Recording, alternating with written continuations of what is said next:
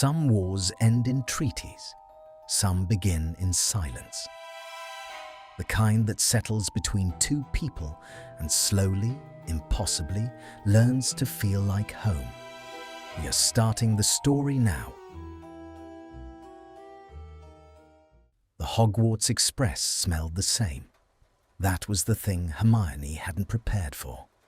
The particular alchemy of coal smoke and aging upholstery, and something faintly herbal, like dried lavender pressed between the seat cushions by some long-ago student who had never come back for it. She stood on platform 9 3/4 with her trunk at her feet and her hands clasped in front of her, and she breathed it in, and for one terrible moment she was 17 again, terrified and certain and completely wrong about how the year would end. She was not 17. The war was over. She was here. She told herself that twice before she believed it. The platform was quieter than she remembered. Fewer families, fewer owls shrieking in their cages, fewer younger students pressed against their mothers' coats. The 8th years, the ones who had come back to finish, to collect their newts, to do the responsible thing or the brave thing or simply the thing that needed doing, moved with a different quality of stillness than the rest. They had all seen too much to be loud about returning. Hermione found a compartment near the middle of the train. She stowed her trunk, settled by the window, and opened a book she had already read twice. The words slid past her eyes without registering. She was watching the platform. She told herself she was not watching for anyone in particular. She was, of course, watching for him. He appeared at the far end of the platform when the clock above the archway read 7 minutes to 11. She recognized the set of his shoulders before she saw his face. That particular arrangement of tension that she had catalogued without meaning to over 7 years. The way he held himself like something braced for impact. He was thinner than she remembered. The angles of his jaw and cheekbone had sharpened into something almost severe, and his hair, always so deliberately arranged in school, was simply pushed back as though he had stopped caring about the performance of it. He did not look around the platform the way the others did. He looked straight ahead. He moved through the crowd with his trunk trailing behind him and a single raven perched on the handle of a covered cage, and he boarded the train 3 carriages forward, and Hermione looked back down at her book. Her thumb had bent the corner of the page without her noticing. She straightened it carefully. She read the same sentence 4 times. She did not speak to him on the train. She had not planned to. There was no reason to, and she was a person who required reasons. But she was aware of him in the way you are aware of weather, not always looking directly at it, but orienting yourself around it without conscious decision. At some point, the compartment door slid open and Neville appeared, broad-shouldered and warm-eyed, and behind him, Luna with a sprig of something purple tucked behind her ear. They talked about ordinary things, Neville's greenhouse project, Luna's plans to assist her father with the Quibbler before she returned, Hermione's schedule, which was, as ever, architectural in its precision. She laughed twice. She meant both times. It was easier with people she loved. The architecture held. What troubled her was the moment when Neville mentioned the new 8th year arrangements, the co-head structure, the shared common room, the administrative pairing that McGonagall had apparently sent letters about over the summer. And Hermione felt her chest do something complicated. She had read her letter 3 times. Draco Malfoy, it had said. Your co-head for 8th year residential management. She had folded the letter very precisely along its original creases and placed it in the drawer of her desk at her parents' house, and she had not taken it out again. It'll be fine, Neville said, with the tone of someone who was not entirely sure that it would be. Of course it will, Hermione said, and turned the page of her book. The castle received them at dusk. This was the hour Hermione had always loved best at Hogwarts. The particular quality of light when the sun had gone, but the dark hadn't fully settled. When the torches along the corridors began to breathe orange and gold, and the stone walls held the warmth of the day in their ancient depth. The great hall smelled of roasting and candle wax, and something faintly of stone after rain. She stood in the entrance and felt, for the first time since the platform, something loosen in her ribcage. She was home. Whatever else was complicated, this was true. The 8th year students were seated together at a separate table, a new addition, round rather than the long rectangular house tables, which Hermione thought was almost painfully symbolic. No house colours on the tablecloth, just white linen and plain gold candlesticks, and the quiet of people who had learned to be careful about how much space they took up. She found her seat. She did not look to see where he sat. She felt the atmospheric shift when he entered the hall regardless. A subtle reorganization of attention, the way certain people rearrange the air around them simply by existing in it. Whispers moved through the younger students' tables like a current. She kept her eyes on her plate. McGonagall's speech was brief and precise, as was appropriate. Rebuilding, unity, the courage it took to return.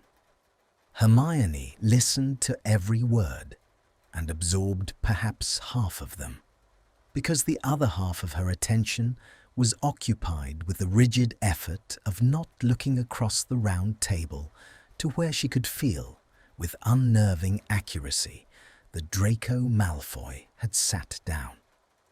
After dinner, McGonagall asked the 2 of them to remain. The great hall emptied slowly around them. Hermione stood at the end of the 8th year table with her hands at her sides, watching the last students file through the doors. And then there was only the flutter of candle flames and the distant sound of the enchanted ceiling cycling toward its night configuration, the stars appearing one by one in the dark above as the painted clouds thinned and dissolved. She heard him approach from the left. She did not turn.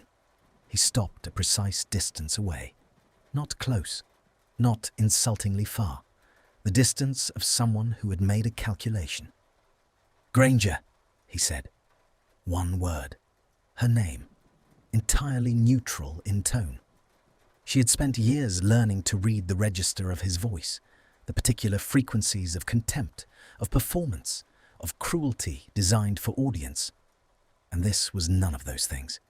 It was simply a word, her name, which was somehow more disorienting than any of the alternatives. "Malfoy," she said, and turned. He looked up close, exactly as he had looked from across the platform, which was to say, unfamiliar in ways she hadn't anticipated. The dark circles beneath his eyes were not new. She had them too, she knew. But there was something in his expression that she couldn't immediately classify. Not hostility, not the bright, performative disdain she had braced for. Something quieter and more guarded, like a room where all the windows had been shut. He was looking at her with the same careful assessment. She wondered what he was reading. McGonagall arrived before either of them could speak again. The headmistress was efficient, as she always was. The arrangements were practical. The 8th year common room was located on the 4th floor, a former study room expanded by the rebuilding charms, and both of them would hold keys and scheduling authority. They would be expected to resolve minor disputes, liaise with professors, and model the post-war unity the school was attempting to embody. Model? Hermione repeated carefully. Set an example, McGonagall said, with a look that communicated quite precisely that she was aware of the magnitude of what she was asking and had decided to ask it anyway. Hermione looked at the floor, then at Malfoy. He was looking at the candle flames. His jaw was set. One hand, she noticed, was loose at his side, but the other, the one slightly behind him, had his fingers curled inward against his palm. A contained thing, a managed thing. "Fine," he said to the candles. "Fine," Hermione said to McGonagall. He walked 3 steps ahead of her the entire way to the 4th floor. Not because he knew where he was going. She was fairly certain neither of them had been in this part of the castle since before the battle. But because 3 steps ahead established something, a precedent. She let him have it because she was choosing her engagements carefully, and this one wasn't worth the energy. The corridor smelled of new plaster and old stone, and something faintly of pine from wherever the rebuilding crews had sourced their timber. The sconces were freshly fitted, their flames unnaturally steady. Hermione counted the doors as they passed, a habit she couldn't break, cataloguing, always cataloguing. He stopped at the correct door without being told. There was a small brass plate on it, engraved with a serpent and a lion intertwined, which Hermione found pointed to the degree of being nearly uncomfortable. He looked at it for a moment longer than necessary. "Subtle," he said. "McGonagall has opinions," she said. The silence that followed was almost, but not quite, shared. He pushed open the door. The room was... She hadn't known what she expected, but it was warmer than anticipated. 2 fireplaces, both lit. Bookshelves along 2 walls, already partially stocked. A large central table of dark wood, several armchairs arranged in a loose configuration that suggested conversation without demanding it. 2 smaller doors on the far wall, their separate quarters. It was, Hermione thought, actually quite carefully designed. McGonagall, or whoever had planned this, understood that forced proximity worked better with exits. She crossed to the bookshelves immediately because she needed something to do with her hands. The spines were a mixture: histories, magical theory, some fiction. Someone had included a copy of Hogwarts, a history which she already owned 3 copies of, and she felt an absurd flicker of comfort at it. "You can have the left side," he said behind her. She turned. He was standing in the center of the room with his arms crossed, not aggressively, she noted, but in the way of someone who wasn't quite sure what to do with their hands either. "The left side of what?" she asked. "The table, the room." A slight pause. "I don't care. I'm establishing a perimeter so we don't have to have this conversation repeatedly." She stared at him. He stared back. His expression was closed but not unkind, which was confusing enough that she had to actively resist the urge to narrow her eyes. "Right side," she said. Something shifted in his face. Not a smile, almost the memory of one. "Obviously," he said, and went to his room and closed the door, and she was alone with the fireplaces and the bookshelves and the entirely unexpected sensation of having just shared something, however small, with Draco Malfoy. She stood very still for a moment. Then she straightened her sleeve cuffs, both of them unnecessarily, and went to unpack. She could not sleep. This was not unusual. Sleep had been unreliable since the war, arriving in short bursts and departing without warning, leaving her awake at odd hours with her thoughts too loud and the dark too quiet. She lay in her new bed in her new room, which was comfortable, genuinely, with a window that looked east toward the forest. And she stared at the ceiling and listened to the castle breathe. Hogwarts at night had its own language, the groaning of settling stone, the distant slide of a moving staircase, the particular hush of the grounds when the owls had gone to roost, and the wind had dropped to something barely perceptible, just enough to stir the curtains at the edges. She thought about his hand, the one curled inward at his side while McGonagall spoke, the managed quality of it. She thought about the way he'd said, obviously, not with the old sneer beneath it, but with something dry and almost rueful, as though he was surprised by his own response, as though civility had arrived and startled him. She turned over. She pressed her face into the pillow. She thought, "This is manageable. It is 1 year. He is not what he was, and neither are you, and it is simply a matter of professional coexistence." She thought, "Don't be foolish." She thought, "He said obviously, and you almost smiled." She pressed the thought flat, very deliberately, the way you press a flower in a book, not to destroy it, but to keep it from taking up too much space.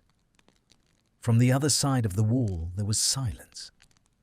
She wondered if he was awake. She decided immediately that it didn't matter.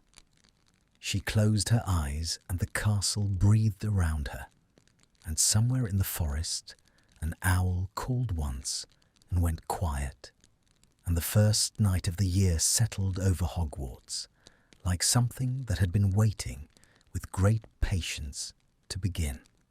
She found a rhythm within the first week. This was what Hermione did with uncomfortable things. She organized them.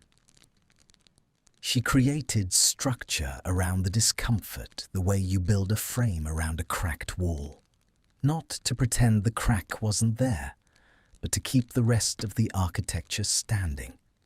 She mapped the common room in her mind, his hours, her hours, the natural fault lines of their shared space. He was an early riser, which she hadn't expected. She would come out at 6:30 to find the right fireplace already lit and a cup of tea on the table. Always 1 cup, never 2, which was not rudeness so much as the maintenance of a very clear boundary.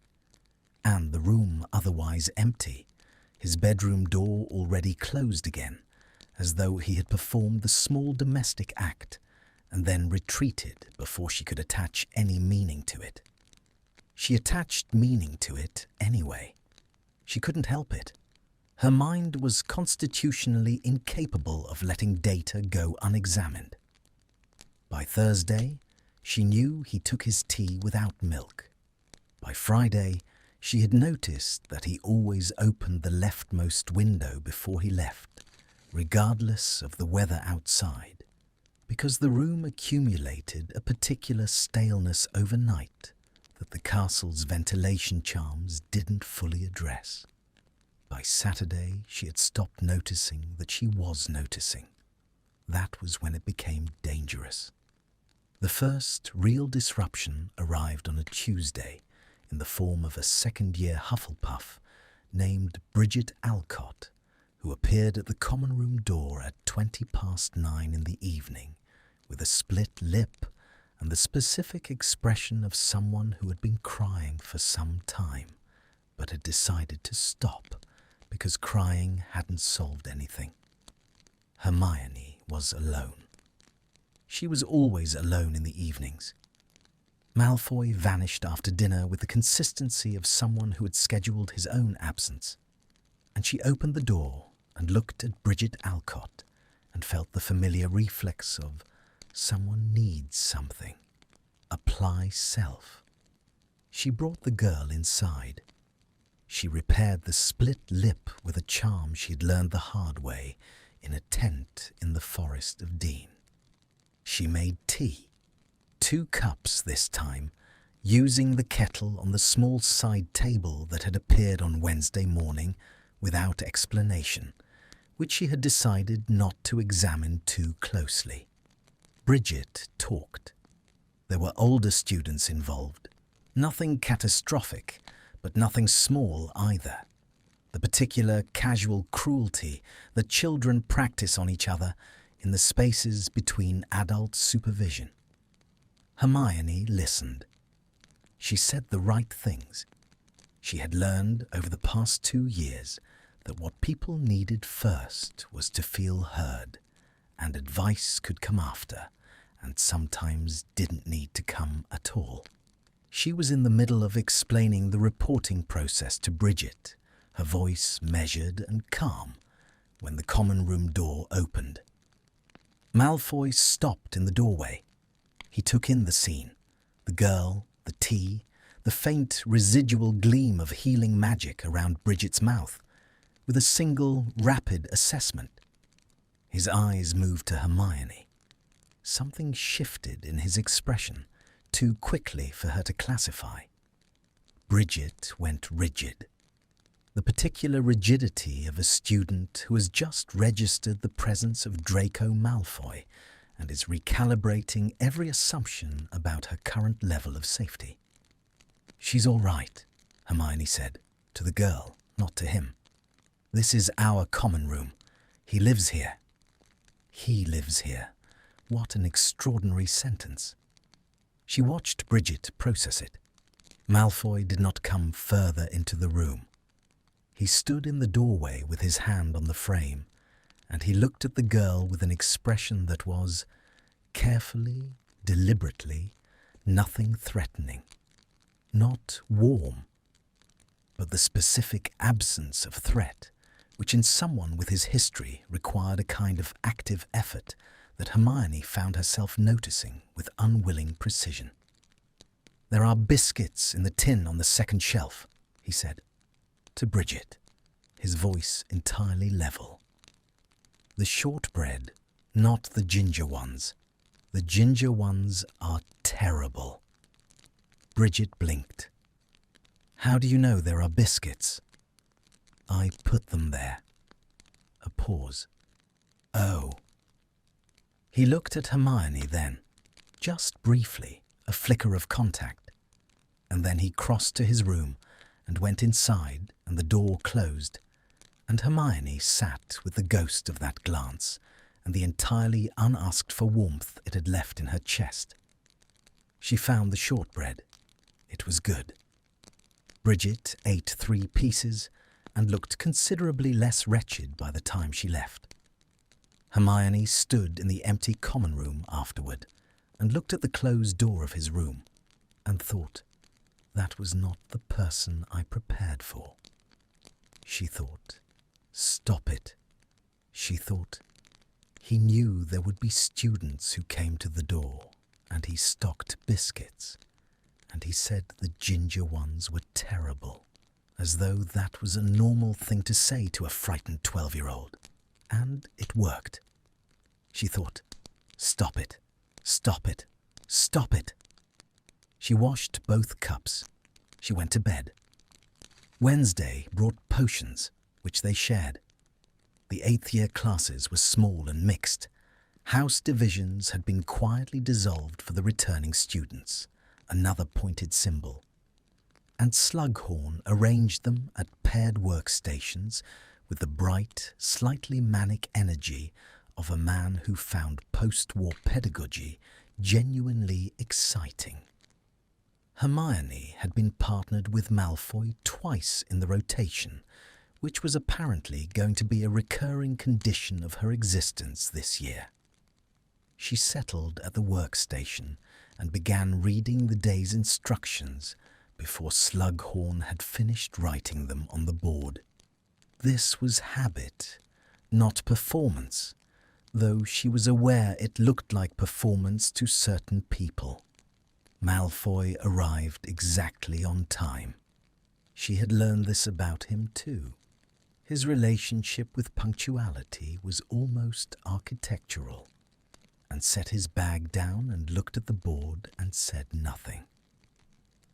He began laying out his equipment with the efficiency of someone who had grown up with a private potions tutor, which he had, which she knew, because she knew rather too much about his educational history from cross-referencing various sources over various years for various reasons she had always told herself were academic. They worked in silence for the first 20 minutes. It was not, she realized around the 12-minute mark, uncomfortable silence. It was the silence of two people who were both competent and knew it, and had no need to narrate their competence aloud. She had never in her life shared that particular silence with Draco Malfoy. She wasn't sure she had shared it with many people at all. He reached past her for the lacewing flies without asking, because the jar was on her side, and they were at the precise moment in the brewing where 2 seconds mattered. His sleeve brushed her wrist, the briefest tactile friction, silver cufflink catching the dungeon light for just a moment, and she felt the contact register somewhere it had no business registering. She kept her eyes on the cauldron. "Temperature," he said. She adjusted the flame. He added the lacewings. The potion shifted from murky green to a particular shade of blue-grey that Hermione had only ever achieved twice before, which meant they were ahead. It meant the timing had been exactly right.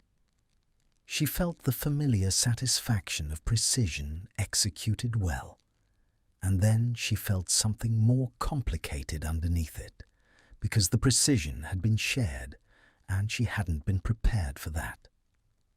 "Good," he said to the cauldron. She said nothing. She stirred, 3 counterclockwise, pause, 1 clockwise, and watched the colour deepen and tried to locate the version of herself that found Draco Malfoy straightforwardly hateable. She couldn't find it. It had been misplaced somewhere between the biscuit tin and the lacewing flies. That evening, he was in the common room when she returned from the library. This was new.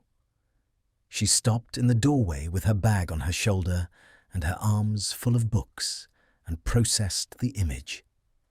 Draco Malfoy in the armchair nearest the right fireplace, long legs stretched before him, a book open in his lap, a glass of something amber on the table beside him.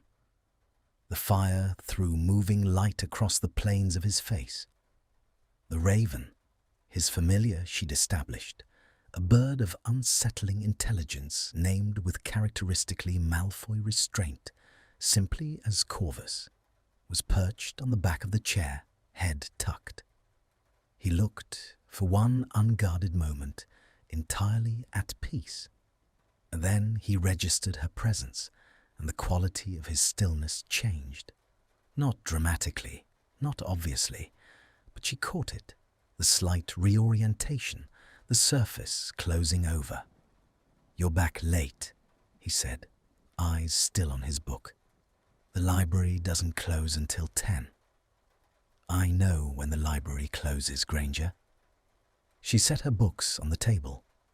She considered going directly to her room. She sat in the armchair across from his instead, because she was tired and the fire was warm, and she was. She would examine this feeling later at a safe distance. She was not unwilling to be in this room with him. She opened the top book on her stack. For a while, there was only the fire and the occasional shift of Corvus on his perch and the soft weight of pages turning. "The Alcott girl," he said, eventually. "Did she report it?" Hermione looked up. He was still reading, or he was holding his book in the position of reading. "She did," Hermione said. "Flitwick handled it." A nod. Nothing more. She watched the side of his face for a moment, the firelight finding the sharp line of his jaw, the slight furrow between his brows that was not quite concern, but was in the neighbourhood of it.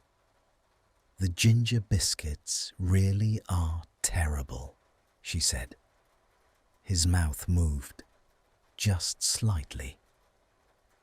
The corners, barely perceptibly, in a direction that was not quite a smile, but was its immediate precursor. "I bought them by mistake," he said. "I wasn't going to waste the tin." "That's very economical of you. I'm full of surprising qualities." The words landed in the space between them and sat there, and she looked back at her book, and there was something between them that she could feel. A faint atmospheric pressure, like the air before rain, like the moment just before a spell finds its mark. Not unpleasant. Precisely the opposite of unpleasant, which was itself deeply inconvenient. She read the same paragraph 4 times. Friday arrived with rain. Real rain, not the castle's enchanted weather management.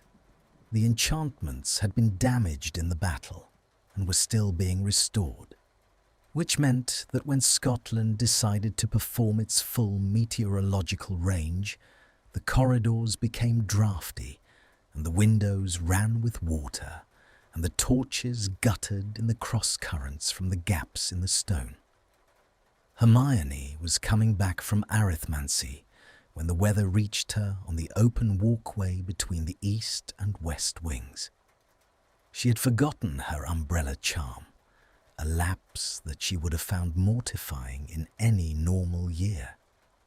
And by the time she reached the covered corridor, her robes were wet through, and her hair had staged a complete structural rebellion. She was wringing water from her sleeve in the corridor outside the common room when the door opened from inside. Malfoy looked at her. She looked at him. "Before you say anything," she said. "I wasn't going to say anything." "You were." "I was going to say," he said with great deliberateness, "that there's a drying charm that works better than the standard one if you anchor it to the seam rather than the surface of the fabric." She stared at him. Water dripped from her fringe. His expression was entirely composed, which somehow made it worse. "Show me," she said, before she could stop herself. He did.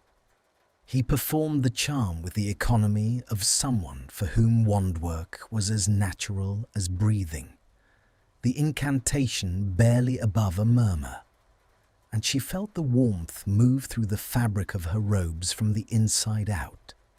Not the usual surface-skimming heat of exoresco, but something deeper, more thorough. Her clothes dry within seconds rather than minutes. He stepped back immediately afterward, re-established the distance. But for the duration of the charm, he had been close enough that she'd caught the scent of him, cedar and something cooler, like stone after frost. And the data had registered in the unhelpful part of her mind before she could redirect it. "Thank you," she said. "It's basic textile theory," he said. "Ollivander's 4th principle." "I know Ollivander's 4th principle." "Then you should have known the charm." She stopped. He was watching her with something that might, in another lifetime, in another face, have been called teasing. The edges of it, anyway, the shape it made just before it fully formed. "Yes," she said, "I should have." His chin dipped slightly, an acknowledgement. He stepped aside to let her through the door, and she went past him into the warmth of the common room, and she did not look back. But she was aware, with a precision she could neither justify nor dismiss, of exactly where he was standing behind her, and the radius of warmth that the proximity implied, and the cedar and frost scent that followed her 2 steps further into the room than it should have. She went to her room. She changed her robes. She sat on the edge of her bed and pressed both palms flat against the counterpane and thought, with the cold clarity of someone conducting an honest self-inventory, something is happening. Not catastrophically, not yet. But in the way that weather happens, first a change in pressure, barely perceptible, then the clouds, and by the time the rain arrives, you understand that it had been building all along, long before you thought to look at the sky. She pressed her palms harder against the bed. Outside, the rain continued, steady and indifferent, against the ancient glass. The library became their unspoken neutral ground. Not by agreement. They had made no agreements beyond the tacit territorial division of the common room, but by the organic logic of 2 people who both needed the same thing and had independently arrived at the same solution. Books, silence, the particular quality of concentration that the library enforced, the way the hushed air between the shelves made even breathing feel deliberate. She noticed him there first on a Sunday, 3 weeks into term. He was in the far alcove, the one behind magical theory, which most students avoided because the shelving was awkward and the light was poor, with a stack of texts that she clocked immediately as advanced alchemy and post-war wizarding lore. Not what she'd have expected. She stood at the end of the row for a moment, long enough to confirm what she was seeing, and then she went to her usual table by the tall window and said nothing about it to anyone. The following Sunday, he was there again, and the one after. By the 4th Sunday, she had moved her usual table slightly, not dramatically, not obviously, just the natural adjustment of someone seeking better lamplight. And they studied in the same silence they had discovered in potions, the silence of parallel competence. And it was the most comfortable she had felt in weeks, and she found that fact quietly alarming. On the 5th Sunday, he spoke first. "Your annotation system," he said, from behind principles of alchemical transmutation, "is architecturally aggressive." She looked up. He was not looking at her. He was looking at his book, but his head was tilted fractionally, which she had learned meant he was tracking her peripheral response. "I annotate thoroughly," she said. "You color code with 6 different inks and use a symbol system that would require a legend to decode." "I have a legend." "Of course you do."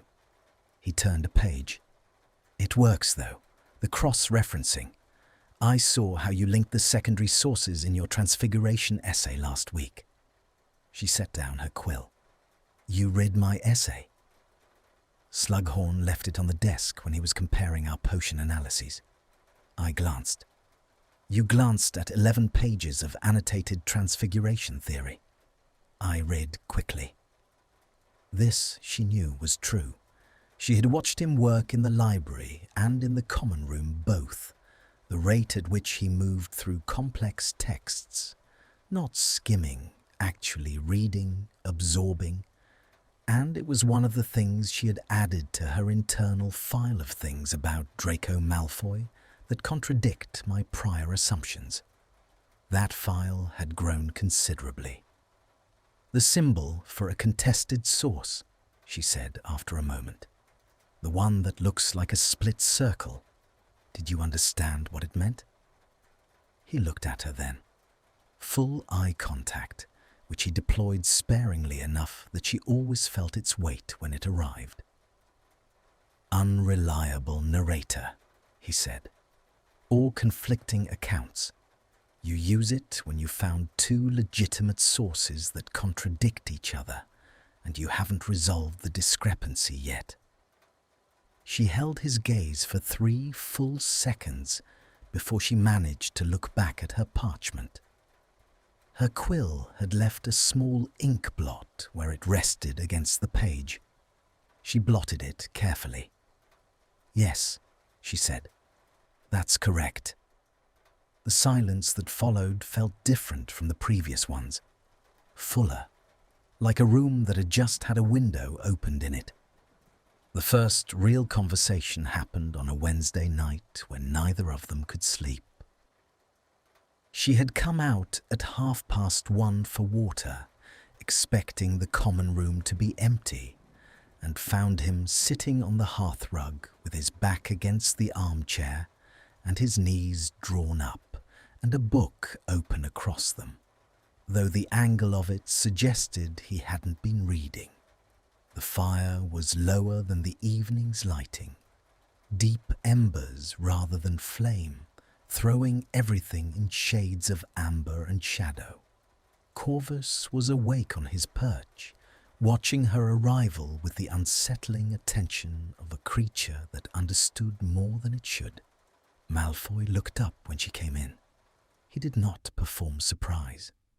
"Couldn't sleep," she said, not as explanation, but as simple fact. "No," he agreed. She got her water.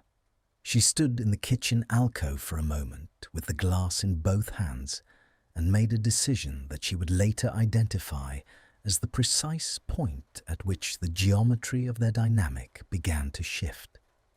She came back into the main room and sat on the hearthrug.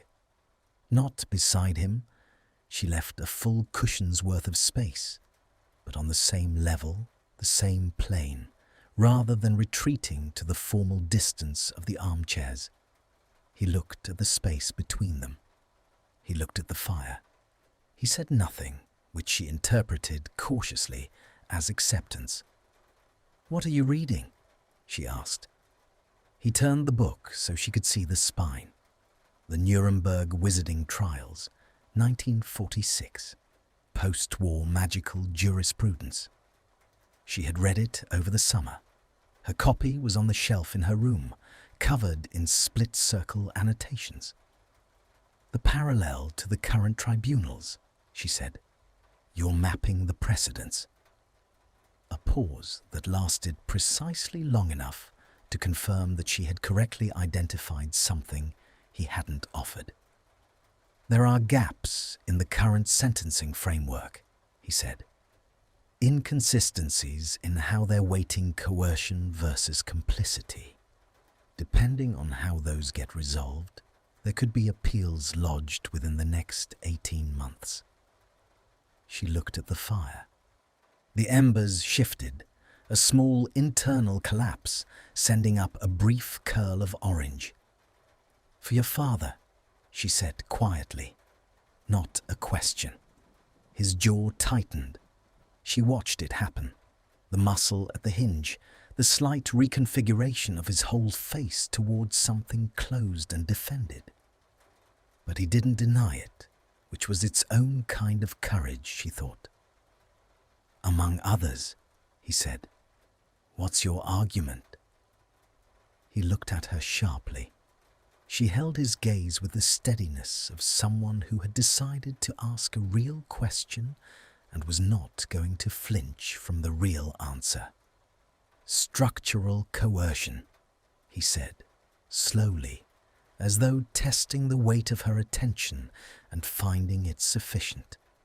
The argument that choices made under sustained psychological duress, particularly when the alternative is death, immediate or threatened, cannot be evaluated on the same ethical framework as choices made freely. The law currently conflates them. The law conflates a lot of things, she said. It's one of its primary defects. Something in him shifted. The defended quality didn't disappear, but it redistributed somehow, made room. "You've thought about this," he said. "I was there," she said. "I've thought about most of it." The fire settled again. Corvus made a low sound, not quite a word, and tucked his head back under his wing. "I don't talk about the war," he said, after a silence that had lasted long enough to feel considered. "Neither do I," she said. Usually. The words sat between them, and neither of them addressed it directly, but she felt him register it, felt the subtle adjustment in his posture, the way he leaned fractionally less away. "My mother," he said. At the end, she lied to him, to Voldemort. He said the name without flinching, which cost him something. She could see the cost of it in the brief whitening at his jaw. "She told him you were dead." "I know," Hermione said. "Harry told me." "She did it to find me, not to help Potter." A pause. "I'm not telling you that to make her a hero. I know that too." He looked at her. The firelight found the particular grey of his eyes, which she had catalogued as cold in her memory, and found now to be something more complex. The grey of water under overcast sky, which contained depth rather than absence.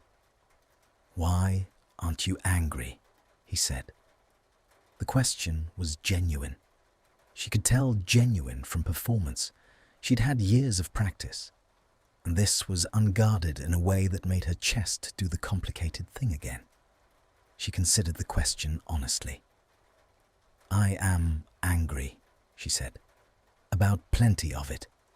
But anger it's a fire that eats what you feed it, and I've decided to be careful about what I put in." She paused. "You came back here. That mattered to people who mattered to me." He was quiet for a long moment. "Neville Longbottom sent me a letter," he said. "Over the summer." He said, a stop, a visible recalibration. He said he thought it took courage to return, and he hoped the year would be bearable. That sounds like Neville. I didn't know what to do with it. What did you do? He looked down at the book in his hands. I wrote back, eventually, 3 drafts. The faintest pull at the corner of his mouth. I'm not accustomed to receiving sincere correspondence. She felt the laugh before she made it, genuine, small, surprised out of her, and she pressed her lips together against it, but not quickly enough, and he caught it, and the almost smile on his face became briefly, fractionally more real. The fire had died to a deep glow by the time she registered how long they had been sitting there.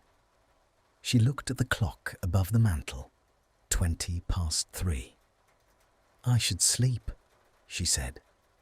Probably. She stood. She collected her water glass, which she had not actually drunk from.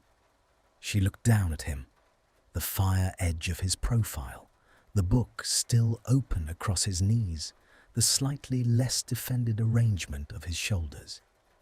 Draco, she said. The name arrived without decision.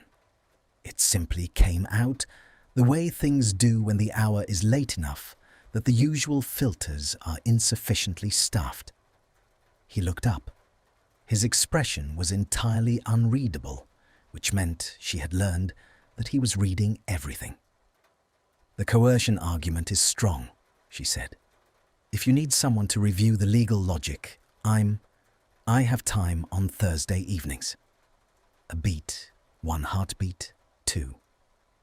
Thursday evenings, he said. The library, 7 o'clock. She said it to the middle distance, which was cowardly, and she knew it. If you want. She went to bed before he could answer. She lay in the dark and listened to the castle and her own heartbeat and thought. That was his first name. That was the first time. She thought, Thursday is 4 days away. She thought, you are in considerable trouble, Hermione Granger, and you walked into it with your eyes entirely open. He was in the library on Thursday at 5 to 7. She arrived at 7 exactly.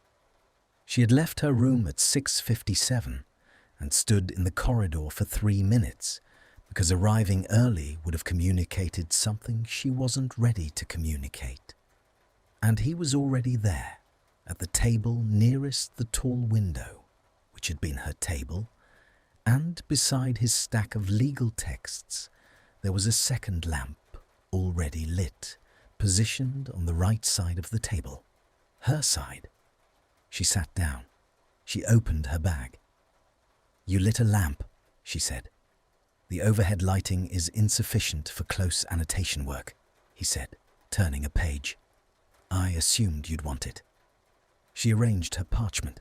She uncapped her inks, all 6 in their ordered row. She felt him clock the row of inks in her peripheral vision and say nothing about them, and the saying, nothing, felt absurdly like a kind of tenderness. They worked for 2 hours. He presented his coercion framework. She interrogated it, found 3 structural weaknesses, and suggested amendments that he initially resisted. And then, after 40 minutes of tight, precise debate, conceded were improvements. He didn't concede graciously. His concessions had a grudging quality, each one extracted rather than offered. But they were real, and she respected that more than easy agreement would have earned.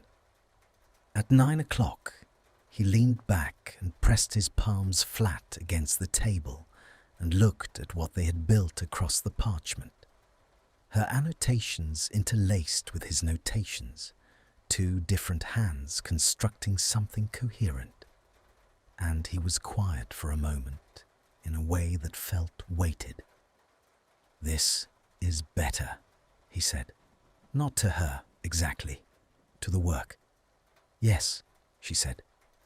He looked at her then, and it was the longest he had held her gaze all evening, and in it she found something she didn't have immediate language for. Not gratitude exactly, not the soft thing. Something more like recognition, the particular quality of being seen by someone whose judgment you have, without quite deciding to, begun to trust. She looked back. She didn't look away first. The library clock chimed 9:15, and outside the window the grounds were dark and the stars had appeared between the moving clouds, and in the warm lamplight of the table between them, the parchment was covered in 2 kinds of handwriting that had learned, over the course of an evening, to share the same page. She walked back to the common room alone. He had remained to reorganize his notes. Another thing she had learned, his compulsive need to impose order on a completed task before he could leave it. She walked through the quiet corridor with her bag on her shoulder and the warm lamp feeling still in her chest, and thought, this is no longer just proximity. She thought, this is no longer just management. She pressed her lips together and looked at the torchlit stone ahead of her, and thought with a clarity that was almost frightening in its precision. When did I start wanting Thursday to come? The castle offered no answer. It simply breathed around her, ancient and patient, holding its own counsel as it always had. The betrayal came from nowhere she had thought to guard. It was a Saturday, 3 weeks after the first Thursday library session, which had become simply Thursday in her internal calendar. A fixed point around which the rest of the week quietly organized itself. The morning had been ordinary in the particular way that good things sometimes are before they end.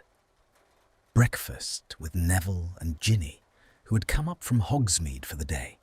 Autumn light coming through the great hall windows in long amber columns. The castle feeling almost like it had before. She had been happy. She registered this afterward, the way you register weather only when it changes. She was crossing the 3rd floor corridor when she heard her name.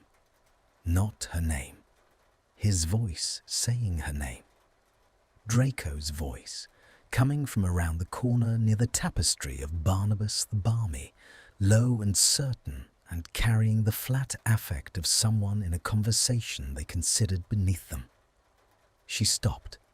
She was not someone who eavesdropped. She stood very still, and the words came to her regardless. Granger, yes, it's manageable. A pause. Zabini's voice she identified, with the particular drawling quality of someone performing boredom. You actually seem to tolerate her now. More than tolerate, from what I've observed. And then Draco again, and this was the part that arrived like a palm pressed flat against her sternum. She's the head girl equivalent for our year. It's strategic. Keep the most capable person in the room working with you rather than against you. There's nothing else to it. Strategic. Nothing else to it. She stood in the corridor and felt the warmth drain out of the morning, the way heat leaves a stone when the sun goes behind a cloud. Not dramatically, not all at once, but steadily and completely, until there is nothing left but cold. She walked back the way she had come. She took the long route to the library. She sat at the table by the tall window. Their table, she had been thinking of it as their table, which now revealed itself to be simply a table. And she opened a book and stared at the pages until the words resolved into something resembling sense. Strategic. Of course it was strategic. She had known, she had told herself explicitly, repeatedly, that Draco Malfoy did not do anything without calculation. She had known this. She had simply, somewhere between the biscuit tin and Ollivander's 4th principle and the lamplight and 3 drafts of a letter to Neville Longbottom, allowed herself to forget it. She pressed her thumbnail into the edge of the table. The small bite of pressure helped her think. She had been the useful one, the capable one in the room. She had been managed, and she had sat across from him in the library for 3 Thursdays running and felt seen. And the feeling had been entirely constructed, a strategic product of a strategic mind. And she had been, for all her intelligence, comprehensively fooled. Her jaw ached. She unclenched it. She turned a page she hadn't read. She did not cry. She was long past the age of crying over this particular species of disappointment. Sunday passed in careful neutrality. She was civil in the common room. She would always be civil. It was not in her nature to perform petty coldness. But she pulled the distance back around herself like a robe, and if he noticed the re-establishment of the perimeter, he gave no indication. He sat in his chair and read his legal texts, and Corvus watched her from the perch with what she chose to interpret as avian indifference rather than judgment. Monday's potions class was the true test. She arrived first, arranged her equipment with surgical precision, and when he sat down beside her, she said, "Good morning," in a tone that was perfectly pleasant and revealed absolutely nothing. He said it back. They worked. The potion was technically flawless. Their paired competence had become reflexive, independent of whatever was or wasn't happening beneath it. And she noted this with a cold corner of her mind as simultaneously useful and wretched. At the end of class, when Slughorn was rhapsodizing over their results to the room at large, she was packing her bag when she felt Draco's attention on the side of her face. Not a glance, a sustained focus, the kind that has weight and direction. She did not look up. She fastened her bag. She left. Thursday arrived and she went to the library at 7 o'clock because she had said she would, and she was someone who kept her word, and also because she had decided that the appropriate response to discovering that something was strategic was not to become strategic herself, but to simply recalibrate. Recalibrate. A clean word for a painful adjustment. He was there at 5 to 7 with his lamp already lit on the right side of the table. She sat down. She opened her materials. She did not mention the corridor. She did not mention Zabini. She began reviewing the amended coercion framework with the focused efficiency of someone who had decided that the work, at least, was real, regardless of what surrounded it. He worked beside her in silence for 20 minutes. Then, "You're different this week." She kept her eyes on the parchment. "I'm tired. The arithmancy load is heavier than anticipated." A pause. She could feel him assessing the quality of her answer, running it through whatever internal mechanism he used to distinguish performance from truth. "All right," he said, and returned to his text. She had expected relief. She got something closer to disappointment, which told her, inconveniently, that some part of her had wanted him to push further. Had wanted, perhaps, for there to be something worth pushing for. She redirected this information into the cold corner of her mind where she was storing all the other inconvenient data and continued her annotations. An hour in, she reached for the inkwell at the same moment he reached for the adjacent reference text, and for a fraction of a second, their hands occupied the same small territory of air above the table. Neither of them touched the other.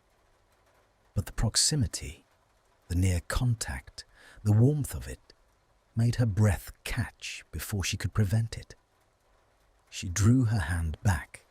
She reached for the inkwell again. "Granger," he said.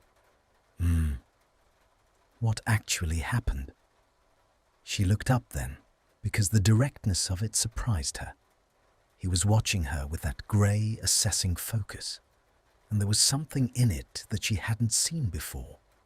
Not strategy, or at least not only strategy, but something that sat below the calculation, something undefended in a way that his face rarely permitted. She held his gaze for 3 seconds. 4. She made a decision. "I heard you," she said. "On Saturday, in the corridor near the Barnabas tapestry, you and Zabini."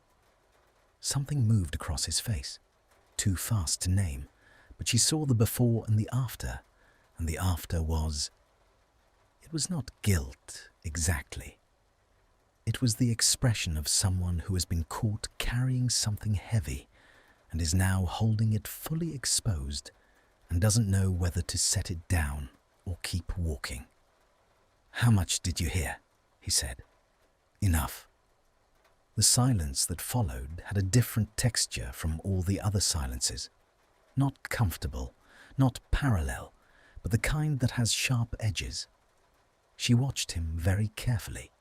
She watched the slight constriction at his throat, the way his fingers, resting on the table, pressed fractionally into the wood. "It was a deflection," he said. "Finally.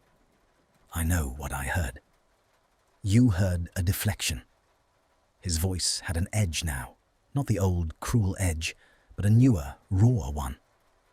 Zabini he was reading something into it, into the situation, and He stopped. His jaw worked. "I said what was easy to say, what asked nothing of me." "Strategic," she said. "Yes." The word cost him something. She could see the cost of it in the line of his mouth.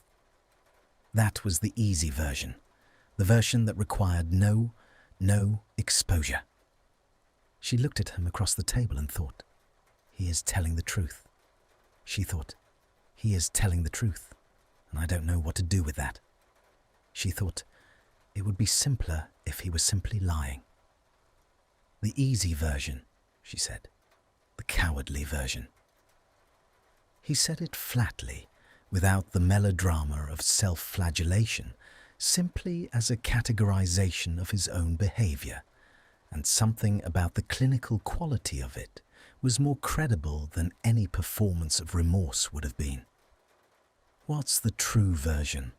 she asked, and her voice came out quieter than she intended. He looked at her.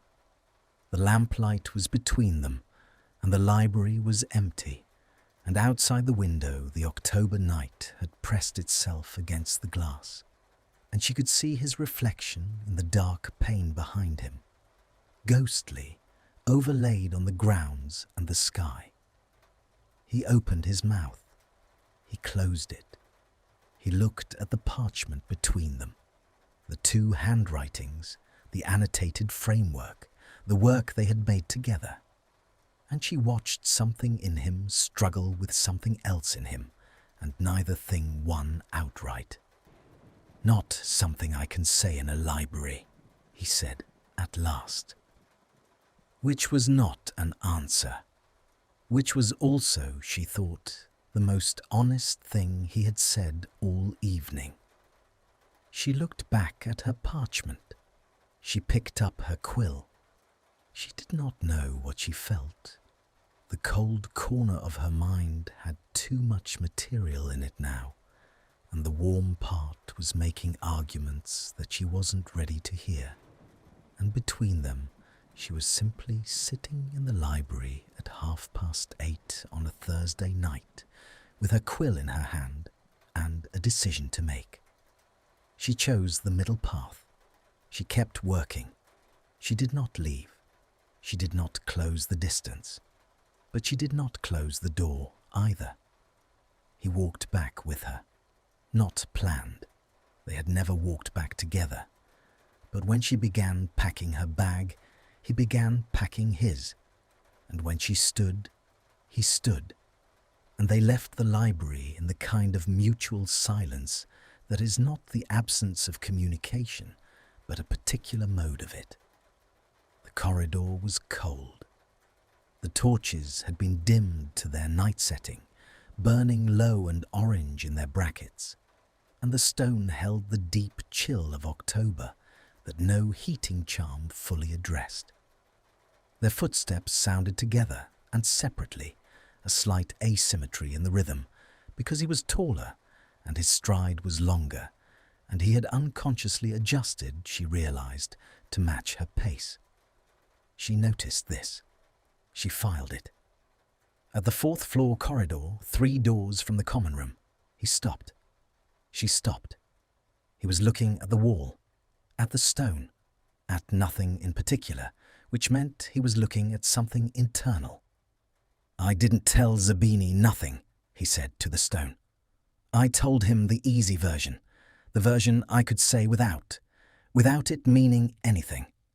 A pause. It meant something. The Thursdays, the library, He stopped again. His hand at his side closed briefly into itself. "All of it." She stood in the torchlight and felt the warmth moving back into the morning that had lost it 4 days ago. She didn't want to feel it. She felt it regardless. "Draco," she said. He turned his head.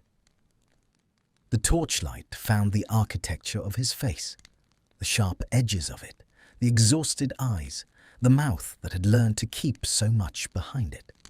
"I'm not asking you to," he began. "I know," she said. "I'm only saying that it was real." The words landed softly, not dramatically, just accurately, the way well-aimed things do. She looked at him for a long moment in the torchlit corridor with the cold stone around them, and Corvus nowhere nearby to witness, and she thought about the 3 drafts of a letter to Neville. She thought about the lamp lit on the right side of the table. She thought about all of it. "Thursday next week," she said. 7 o'clock. His breath released. She heard it, barely, just a fraction of held air finding its exit. 7 o'clock, he said. She walked the 3 remaining doors to the common room. She did not look back, but her hand, when she pressed it against the door, was not quite steady, and the warmth in her chest had returned completely, and she stood for just a moment in the threshold with her eyes closed and thought, "This is real, and it is complicated, and I am not ready, and I am going anyway." The door opened. The fire inside was warm. She went in. November arrived like a held breath finally released. The castle felt it first, the particular shift in atmospheric weight that came when autumn stopped pretending and committed fully to its darker self. The corridors grew colder by degrees, each morning fractionally dimmer than the last, the torches working harder against the early dark. The grounds turned the colour of rust and old copper, and the lake took on a pewter quality that made it look hammered rather than liquid, flat and dense under the low sky. Hermione noticed all of it. She had always been attentive to the castle's moods, had always found in its seasonal transitions a kind of emotional mirror. Not pathetic fallacy, she had argued with herself on this point, simply the natural resonance between interior states and exterior conditions that any observant person would register. What she registered in the first week of November was this. Something had changed between them, and neither of them had named it, and the not naming was beginning to have a physical quality, a pressure. The way weather has pressure, not visible, not touchable, but absolutely present in the way your ears know before your eyes do that something is coming. Thursdays continued. The framework had expanded beyond the coercion argument into broader post-war jurisprudence, and then into magical theory, where they had discovered an overlap in their research that neither had anticipated. Hermione approaching it from the historical and Draco from the structural, their methodologies so different that the combination produced something neither could have built alone. She found this, against her better judgment, genuinely thrilling. She found him, against every judgment she possessed, genuinely good company. This was perhaps the most disorienting discovery of the year so far. The crisis arrived on a Wednesday. She knew something was wrong when he didn't appear for breakfast. This was unusual enough to register. He was precise in his routines, reliable in the way that people who have survived chaos sometimes become, clinging to schedule as a form of ballast. His absence left a specific gap in the morning that she noticed, and then was annoyed at herself for noticing. He wasn't in potions either. Slughorn noted it with the careful neutrality of a man who had known the Malfoy family for decades, and had developed a practiced ambiguity about what that history required of him. He paired Hermione with Parvati, and the potion they produced was adequate, and she kept her eyes on the cauldron and her mind on the work, and managed not to think about the empty stool beside her more than 4 or 5 times. She found him in the evening. Not found. That implied she had looked. She came back to the common room after dinner, and he was on the hearthrug, which was his place now in her understanding of the room. But the arrangement of him was wrong. He was not reading. He was sitting with his back against the armchair and his forearms across his knees and his head slightly forward, looking at the fire with the expression of someone watching something that wasn't visible to anyone else. Corvus was on the floor beside him, not on his perch, on the floor, which she had never seen, the bird pressed against Draco's knee, with a stillness that suggested it had been there for some time. She set her bag down quietly. She did not ask. She went to the kitchen alcove and made tea, both cups without deliberation, and brought them to the hearthrug and sat down in her place, which was his left, and held out the second cup in his peripheral vision. A long moment passed. He took it. She looked at the fire. The fire looked back, indifferent and warm, doing what fire does regardless of the humans arranged around it. "My father's appeal," he said, eventually. She waited. It was declined today, the ministry's review board. His voice had the quality of something that had been compressed, not flat, but dense, like a sound heard through stone. There were procedural grounds that should have. The coercion argument wasn't formally assessed. They declined on procedural grounds before the substantive case was even reviewed. She absorbed this. She thought about the weeks of annotated parchment, the hours of tight debate, the careful architecture of the legal framework they had built together. "That's wrong," she said, quietly, but without qualification. He looked at her. She felt the look without turning toward it. "It is wrong," he said. "It won't be the last avenue. There are—" He stopped. His thumb moved against the ceramic of the cup. "It's a delay, not a conclusion. I know that. But it feels like a conclusion tonight." "Yes." She looked at the fire. The embers had the same deep amber quality as the first night they had sat here together, when everything had been so much more defended. She thought about how much ground had been covered since then, and how silently it had happened, like a tide moving, not dramatically, not in waves, but in the slow and steady and inexorable way of deep water. "My parents," she said. He went still. "I reversed the memory charm after the war, found them in Australia, brought them home." She paused. "But the people who came back weren't exactly the people who left. There's something is slightly different in my mother. The way she pauses sometimes before she says my name, just a fraction too long. I don't know if it's residual from the charm or if I'm imagining it." She pressed her lips together.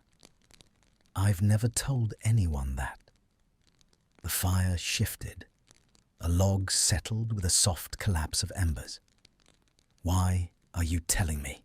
he said, not unkindly, with the careful quality of someone who understood the weight of the question. She considered this honestly. "Because you told me about your father," she said, "and it seemed fair." The word fair sat between them, and she heard it land, heard the slight adjustment in his breathing that told her it had reached somewhere real. "I'm sorry," he said. "About your mother. I'm sorry about the appeal." They sat with their respective sorrows held out and acknowledged, neither of them diminishing the others, and the fire burned, and Corvus remained pressed against Draco's knee, and the night deepened around the castle. And it was, Hermione thought, one of the most intimate things she had ever experienced, not despite the absence of touch, but because of it. The distance between them on the hearthrug had never been smaller. Not physically, they were where they always were, a cushion's worth of carefully maintained space, but in some other dimension that she didn't have precise language for. It was Draco who moved first, not dramatically, not the thing she had been bracing for and telling herself not to brace for. He simply reached across the space between them and set 2 fingers against the back of her hand. Barely contact, more pressure than touch, the bite of his silver ring against her skin for just a moment, and then withdrew and looked at the fire and said nothing. She looked at the back of her hand, at the place where his fingers had rested. Her chest was doing something complicated, and she let it for once, without trying to classify it or contain it or redirect it into the cold corner of her mind. She let it be complicated. She let it be warm and frightening and real all at once. "Draco," she said. "Don't," he said, not sharply, almost gently. "Not tonight. I can't—" A pause, and she heard in it the texture of someone at their precise limit, holding on with the last of their grip. "I can't do this carefully tonight, and I need to do it carefully." She understood this, the care, the requirement of it, for him specifically. She understood that what he was protecting was not his pride. The war had done something to his pride, had stripped it of its former arrogance, and left something rawer and more honest underneath. But the thing beneath the pride, the real thing, whatever it was that he had been managing and containing and allowing only incremental exposure to the air. "Okay," she said. He exhaled. They sat until the fire burned to embers. They finished their tea. At some point, Corvus returned to his perch, which felt like the end of something. A permission withdrawn, a private space reopening to ordinary air. When she stood to go to bed, she paused. "The procedural denial can be appealed," she said. "There's precedent in the 1962 Wizengamot reforms. The review board's jurisdiction has limits that are codified, but rarely tested." She looked at him, still on the hearthrug, still looking at the embers, his profile clean and sharp in the dying light. "I'll find the case law. Thursday." He looked up at her. She saw something in his face that she had no word for in any language she had studied. It was not gratitude, though it contained gratitude. It was not relief, though it contained that too. It was the expression of someone who has been, for a very long time, bracing for a particular response. The closed door, the withdrawal, the return to positions, and has found instead that the door is still open, that it has remained open despite everything. He nodded. Once. She went to bed. She did not sleep easily, but she slept. What kept her at the threshold of waking was not distress, but the particular alertness of someone whose internal landscape had shifted in a way that required new mapping. She lay in the dark and traced it carefully, the way you trace a path you've walked before, but find changed. The tree fallen, the fork in the road where there was none, the clearing arrived at sooner than expected. She thought about his 2 fingers against the back of her hand, the silver ring, the warmth of it. She thought about, "I need to do it carefully," and the way it had sounded, not as deflection, but as promise, a deferred thing, not a denied one. She thought about the fact that she was lying in the dark thinking about Draco Malfoy's hands, and his voice, and his careful, contained, morally complicated interior life, and that this had been happening for weeks, accumulating below the threshold of her conscious attention like sediment, and the sediment had now achieved critical mass. She was in love with him. The thought arrived not dramatically, but with the quiet certainty of a truth that has been true for some time and has simply been waiting for the right moment to be acknowledged. She lay with it. She tested it from different angles, the way she tested arguments, looking for the weak points, the alternative interpretations, the places where a different conclusion might be drawn. The conclusion held.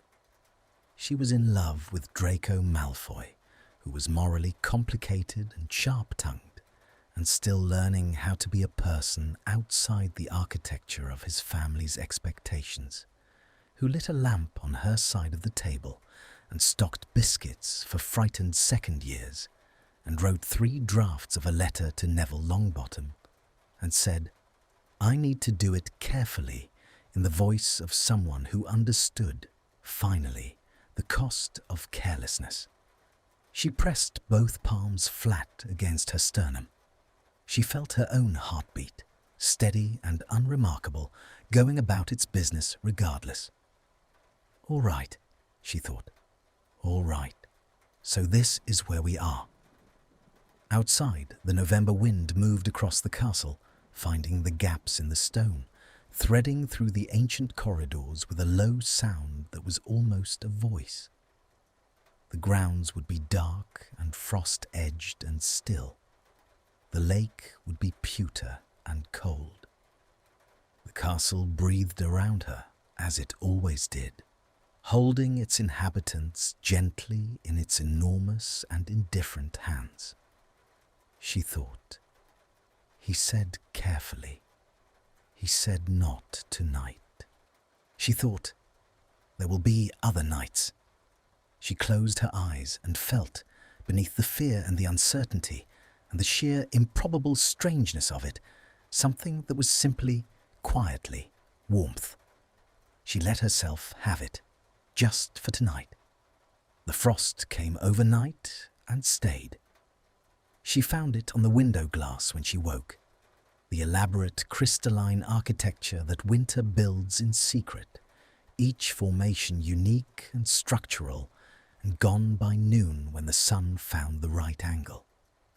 She pressed one fingertip to the cold pane and watched a circle of clarity bloom outward from the contact point, and thought, this is what warmth does to something frozen. It doesn't shatter it, it simply makes it transparent. She took her hand away. She got dressed. She went out to face the day with the knowledge of the previous night sitting quietly inside her chest, like something she had decided to carry rather than set down. She had made no plan. This was unusual for her. She was, constitutionally, a person of plans, of contingencies mapped 3 steps ahead, of outcomes assessed before actions taken. But she found, examining the situation with honest attention, that no plan was available to her. There was no framework for this, no annotated margin notes, no split-circle symbol for "I am in love with my former enemy." And he pressed 2 fingers against my hand in the firelight and said he needed to be careful, and I understand exactly what he meant. She would simply have to live inside the uncertainty and see what it built. He was different in the days following, not dramatically. Draco Malfoy did nothing dramatically, she had learned, his most significant movements always happening in the register just below obvious. But she was attuned to him now, in the way you become attuned to weather when you have stopped carrying an umbrella and started simply paying attention. and she felt the difference. He was more present. That was the simplest way to name it. Where, before, he had populated the common room with a quality of deliberate absence, body there, attention elsewhere, the practiced art of occupying space without invitation, he now simply was there, reading, yes, or working, but with a permeability to the room that was new. He looked up when she entered. Not obviously, not with the performed nonchalance of someone pretending not to notice. Simply looked up, briefly, a registration of her presence that he no longer felt the need to conceal. She found this, each time, quietly devastating in the best possible sense. On Monday, he left a book on her side of the table. No note, no explanation.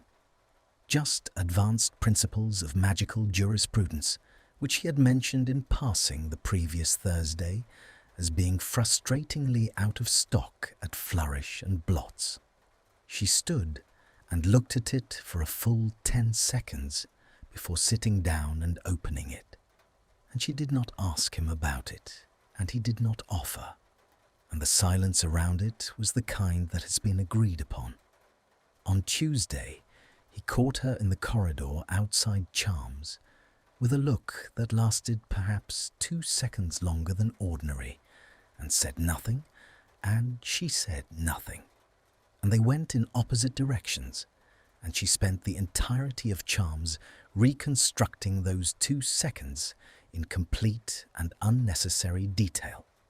On Wednesday, she found herself standing in the potion supply cupboard, reaching for the same jar of lacewing flies that he was reaching for, and the tactile friction of his fingers grazing hers over the glass sent something electric along the whole length of her arm. And neither of them moved for a moment that was simultaneously very short and entirely too long. And then he stepped back and said, with great evenness, "After you." And she took the jar and went back to her station and spent the remainder of class with extraordinary attention to the temperature of her cauldron. Thursday felt, approaching it, like walking towards something that had been building long enough that arrival was almost a relief. She arrived at the library at 7, and he was already there, but not in his usual configuration. He was standing at the shelves, rather than sitting at the table, one hand braced against the wood, his head bent over an open book he was reading, standing up with the focused intensity of someone who had found something significant and couldn't wait to sit down. She stopped in the doorway and watched him for a moment. She would not have allowed herself 2 months ago. The lamp was lit on her side of the table. His coat was over the back of his chair. Corvus, who had apparently begun attending Thursday library sessions with the quiet confidence of someone who had decided they were family events, was on the windowsill watching the dark grounds with philosophical detachment. She went to the table. She sat. She arranged her materials. "The 1962 Wizengamot reforms," he said, without looking up. "You were right. Section 4, paragraph 12. The review board's jurisdiction is explicitly limited to evidentiary procedure. They have no grounds to decline on procedural technicality without first allowing substantive review." "It's been tested twice," she said. "Both cases were decided in favor of the appellant." He turned. He crossed to the table and set the book down and stood over it with his hands braced on either side and read. And she watched the movement of his eyes across the page, rapid, precise, and felt the familiar alignment of working beside someone whose intelligence matched and challenged her own.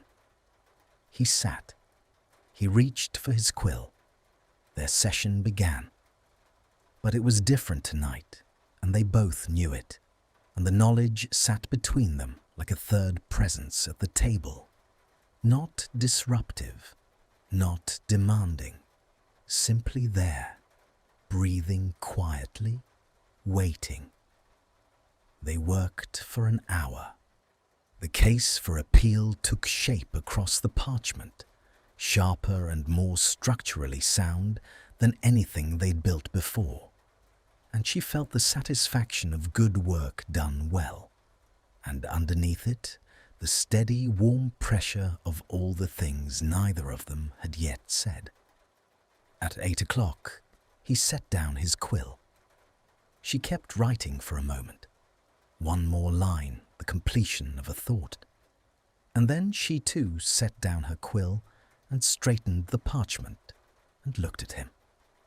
He was looking at her. Not the assessing look, not the careful, managed gaze she had catalogued across months of proximity. This was different. This was the look of someone who has finished calculating and arrived at a decision and is now simply present with it. "I owe you something," he said. "You don't owe me anything." An answer.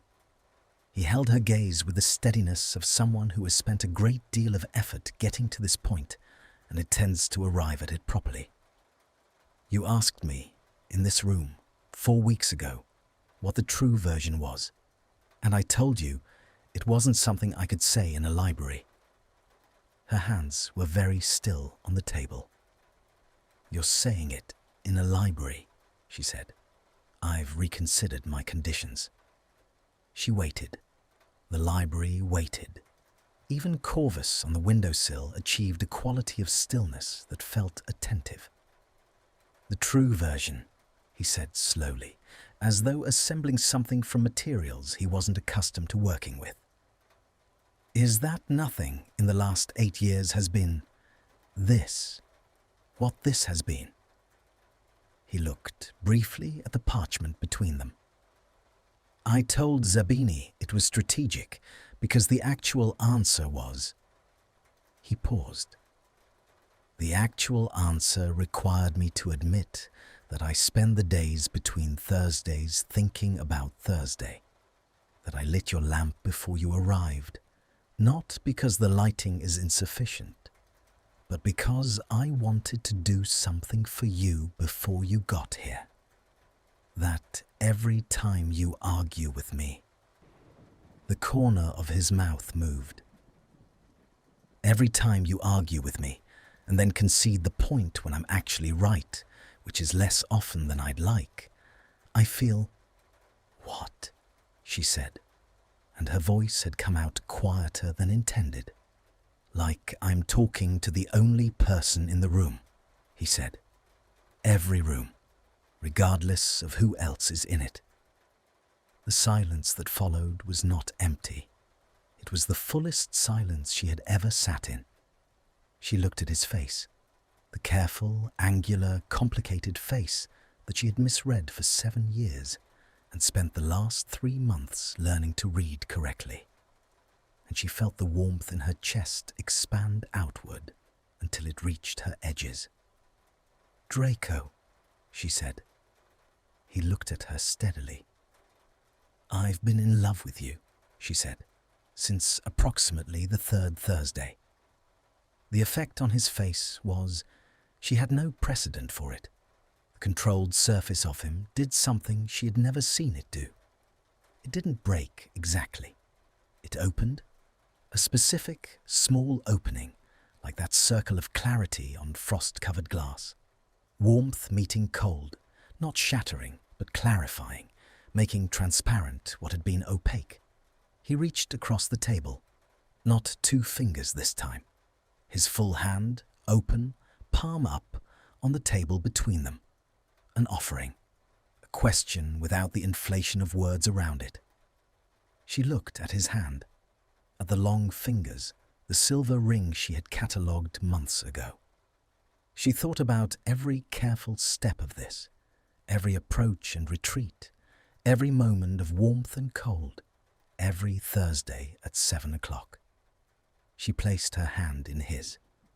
His fingers closed, not tightly, with a kind of deliberate gentleness that she understood suddenly was not restraint, but its opposite, the fullest expression of care he knew how to make physical. She looked up at him. He was looking at their joined hands with an expression she could now finally read clearly. It was wonder. Unguarded, unperformed, quiet wonder.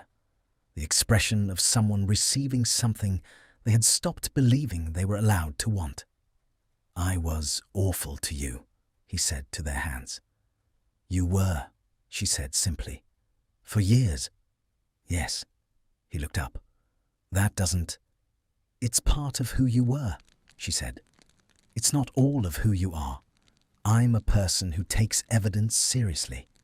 I go where the evidence leads." She held his gaze. "The evidence has been extremely clear for some time." Something moved through him. She felt it in the slight shift of his grip, the fractional change in the quality of his breathing. He was not a person who cried, she was fairly certain, but there was something in his face adjacent to that threshold, a brightness at the edge of the grey eyes. "Granger," he said, and stopped. "I know," she said. "I haven't—" Another stop. He looked, for a moment, almost young, almost the age they actually were, which they had both forgotten intermittently under the weight of everything that had happened to them. "I haven't done this, any version of this, without calculation, without the apparatus. I know that too.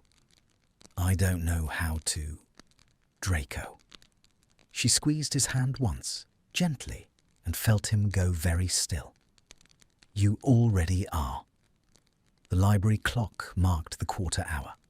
Outside, the frost-edged grounds were dark and still, and the stars had appeared between the moving clouds, indifferent and brilliant, doing what they had always done regardless of the small and significant things happening beneath them. He turned her hand over, carefully. With the concentrated attention he brought to things that mattered to him, to the legal texts, to the potion's timing, to the 3 drafts of a letter.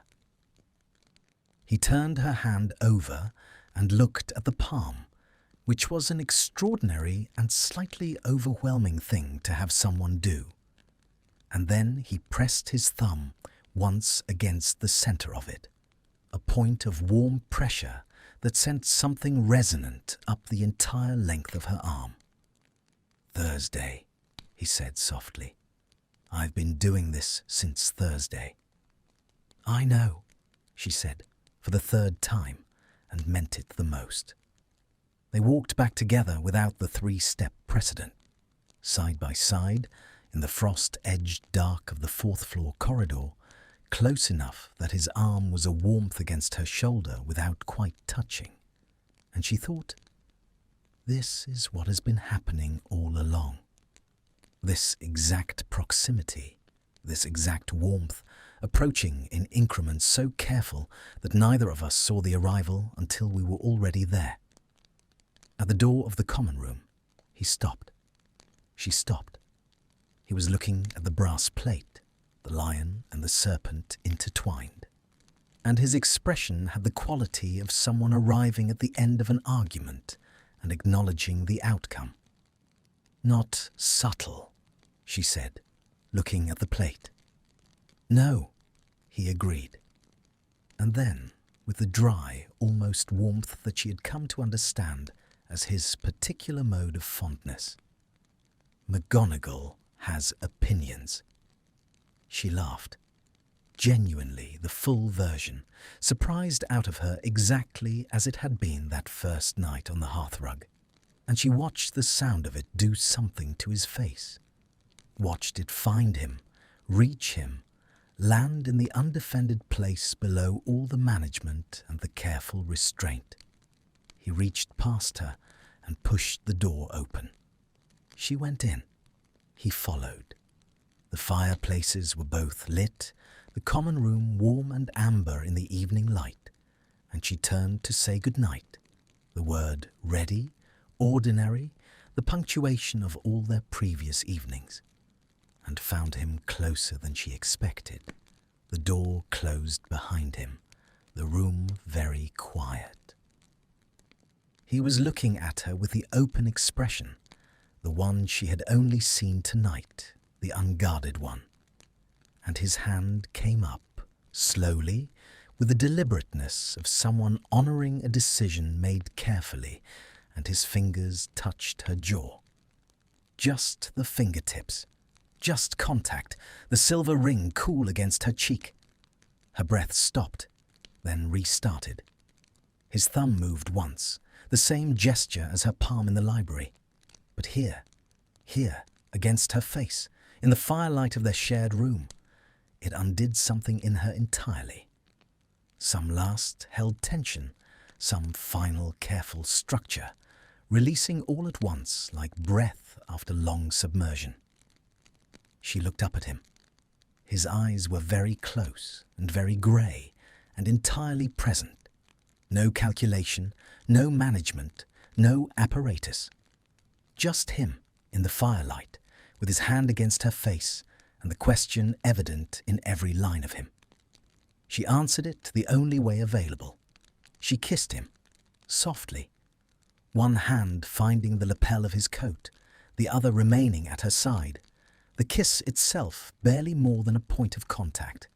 Warm, certain, quiet as a decision that has already been made and is only now being spoken aloud. He was still for one heartbeat, two. Then his hand at her jaw shifted, and he kissed her back.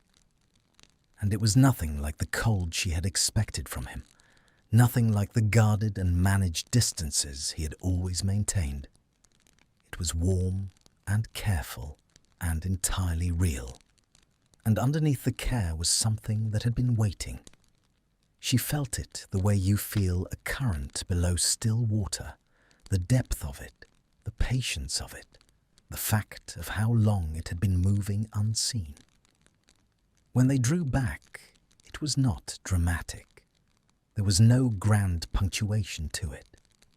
They simply stopped, and he rested his forehead very lightly against hers, and they stood in the firelight of their common room with their shared parchments on the table, and their separate lamps and the brass plate on the door outside, and Corvus asleep on his perch.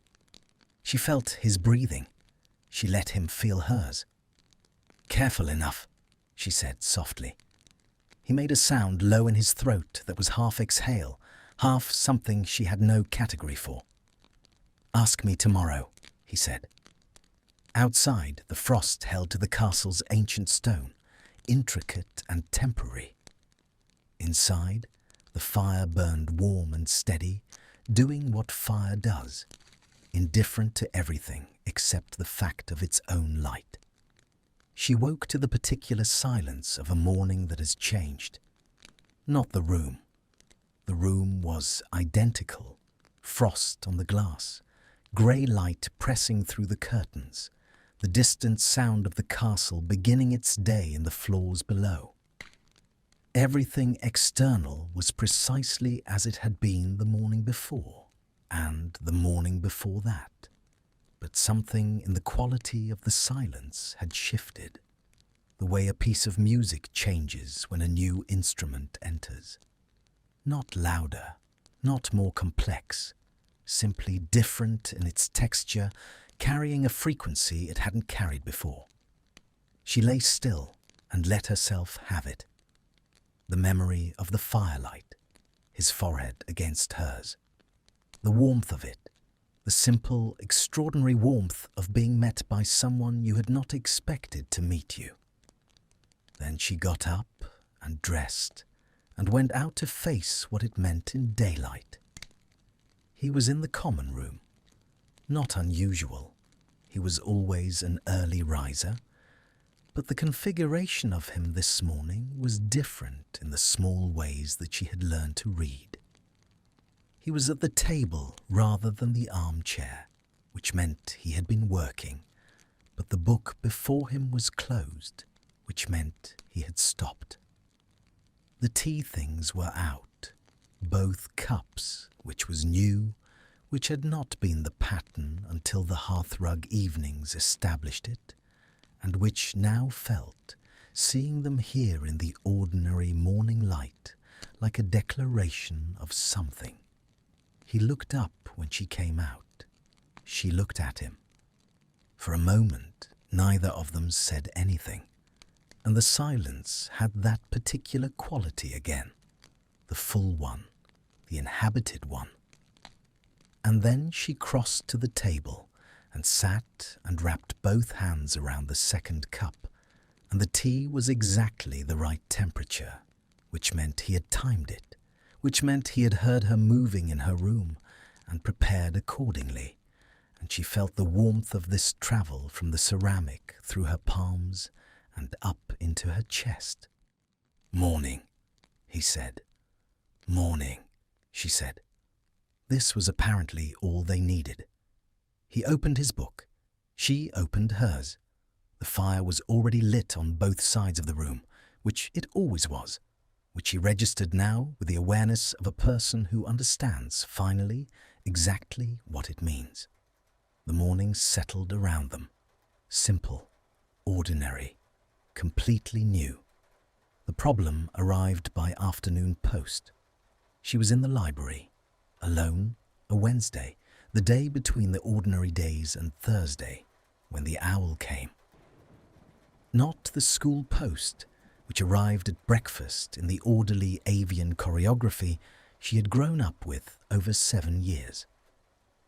This was a private owl, sleek and grey, which found her between the shelves with the accuracy of a creature that has been given specific instructions and intends to discharge them efficiently. The letter was from her mother. She read it once, standing. Then she sat down and read it again. Her mother was writing about a trip. Her parents were planning to spend Christmas abroad, which was their right, which was entirely understandable, which Hermione had encouraged as part of the rebuilding of normalcy after everything. But there was a line near the end of the letter, casual in its phrasing, but weighty in its content. "Your father and I have been talking about the practice and about what comes next, and we think perhaps it's time to consider some changes." The practice. The dental surgery her parents had built over 30 years. The one they had been intending to pass down, an intention stated so many times over so many years that it had become part of the architecture of her understanding of the future. So load-bearing she had stopped noticing it was there. Some changes. She sat with the letter and felt the particular grief of something shifting that you hadn't known you were counting on. Not a dramatic grief, not the sharp thing, not the war's kind of grief, but the quiet, persistent ache of realizing that the world has been reorganizing itself while you were looking elsewhere, and some of the things you expected to find in the old places are no longer there. She thought about the pause before her mother said her name, the fraction too long pause. She folded the letter. She placed it in her bag.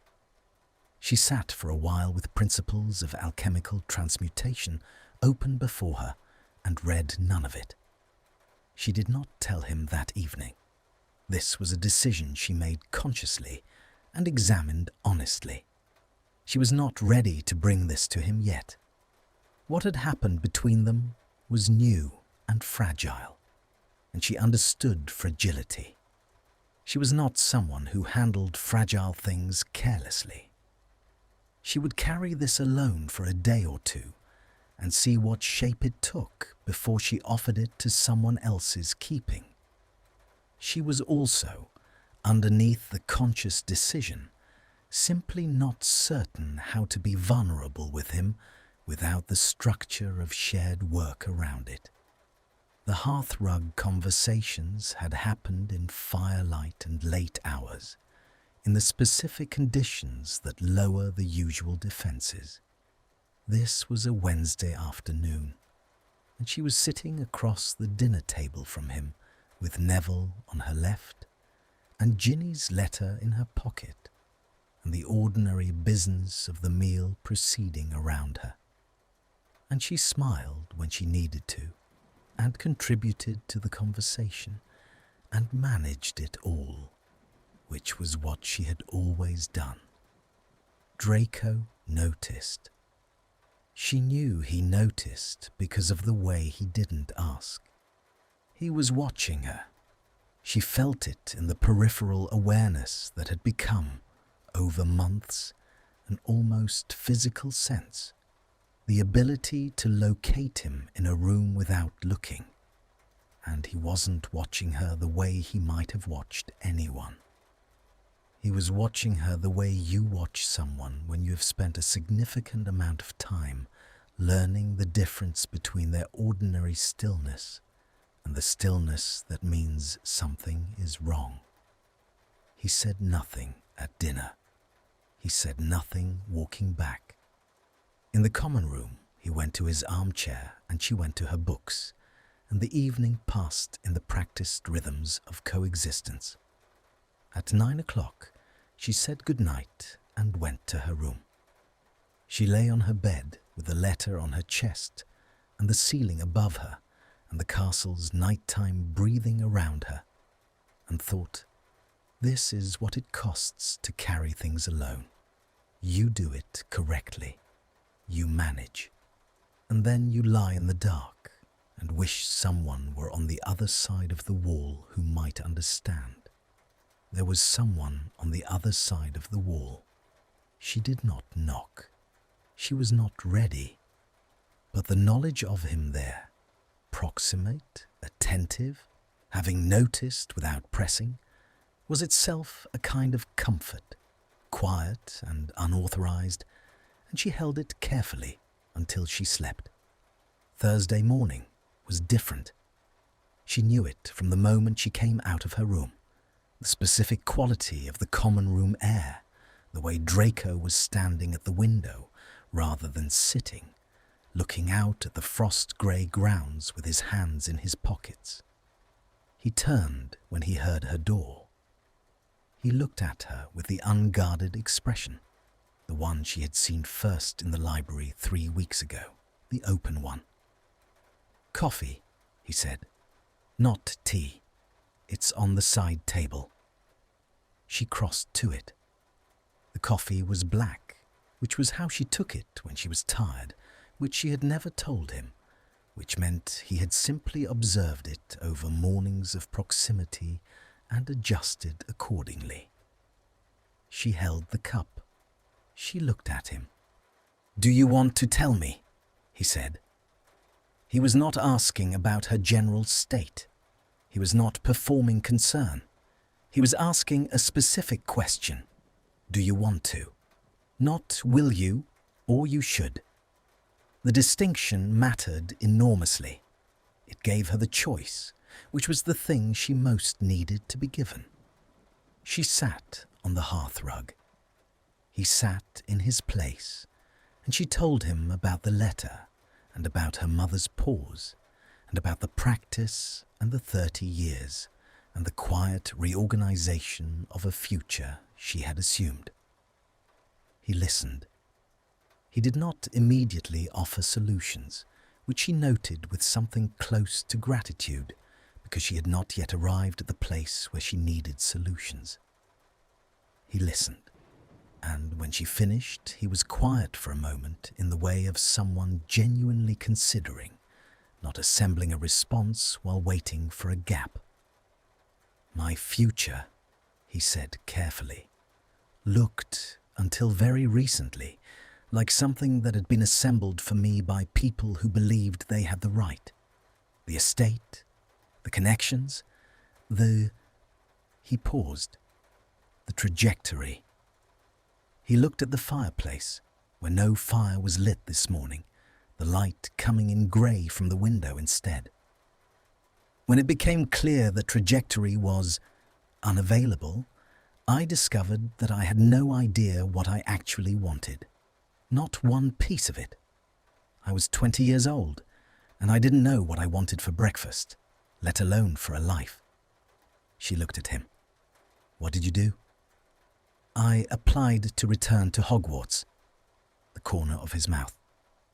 Which was, on reflection, a decision shaped by one specific factor, and I was not honest with myself about that factor at the time.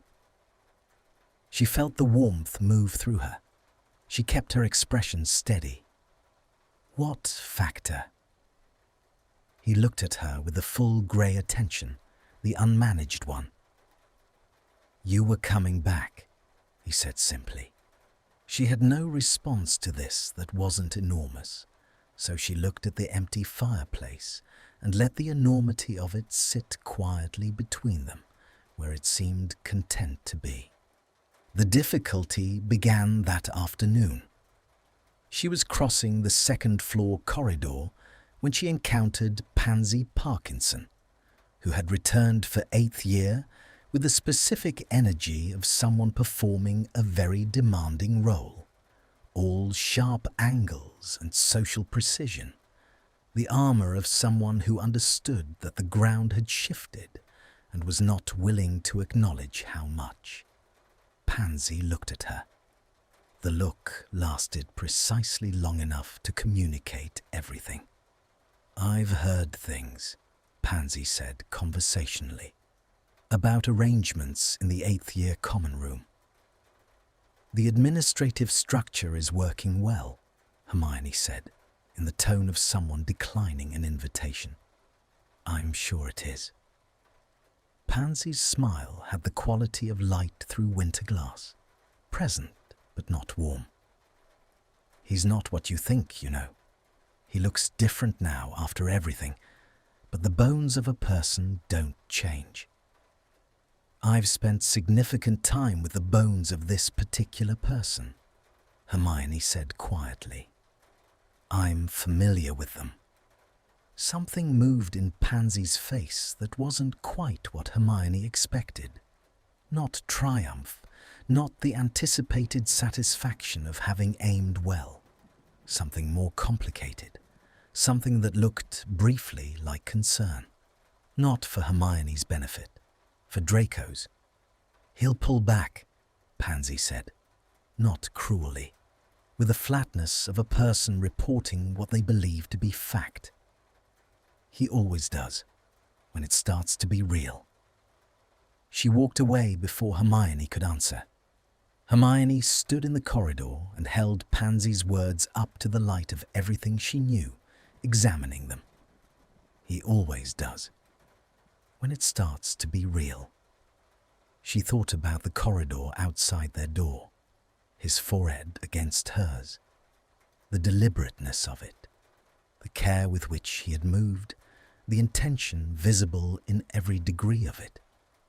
She thought about the coffee this morning, black, observed and remembered, the lamp on her side of the table, 3 drafts of a letter.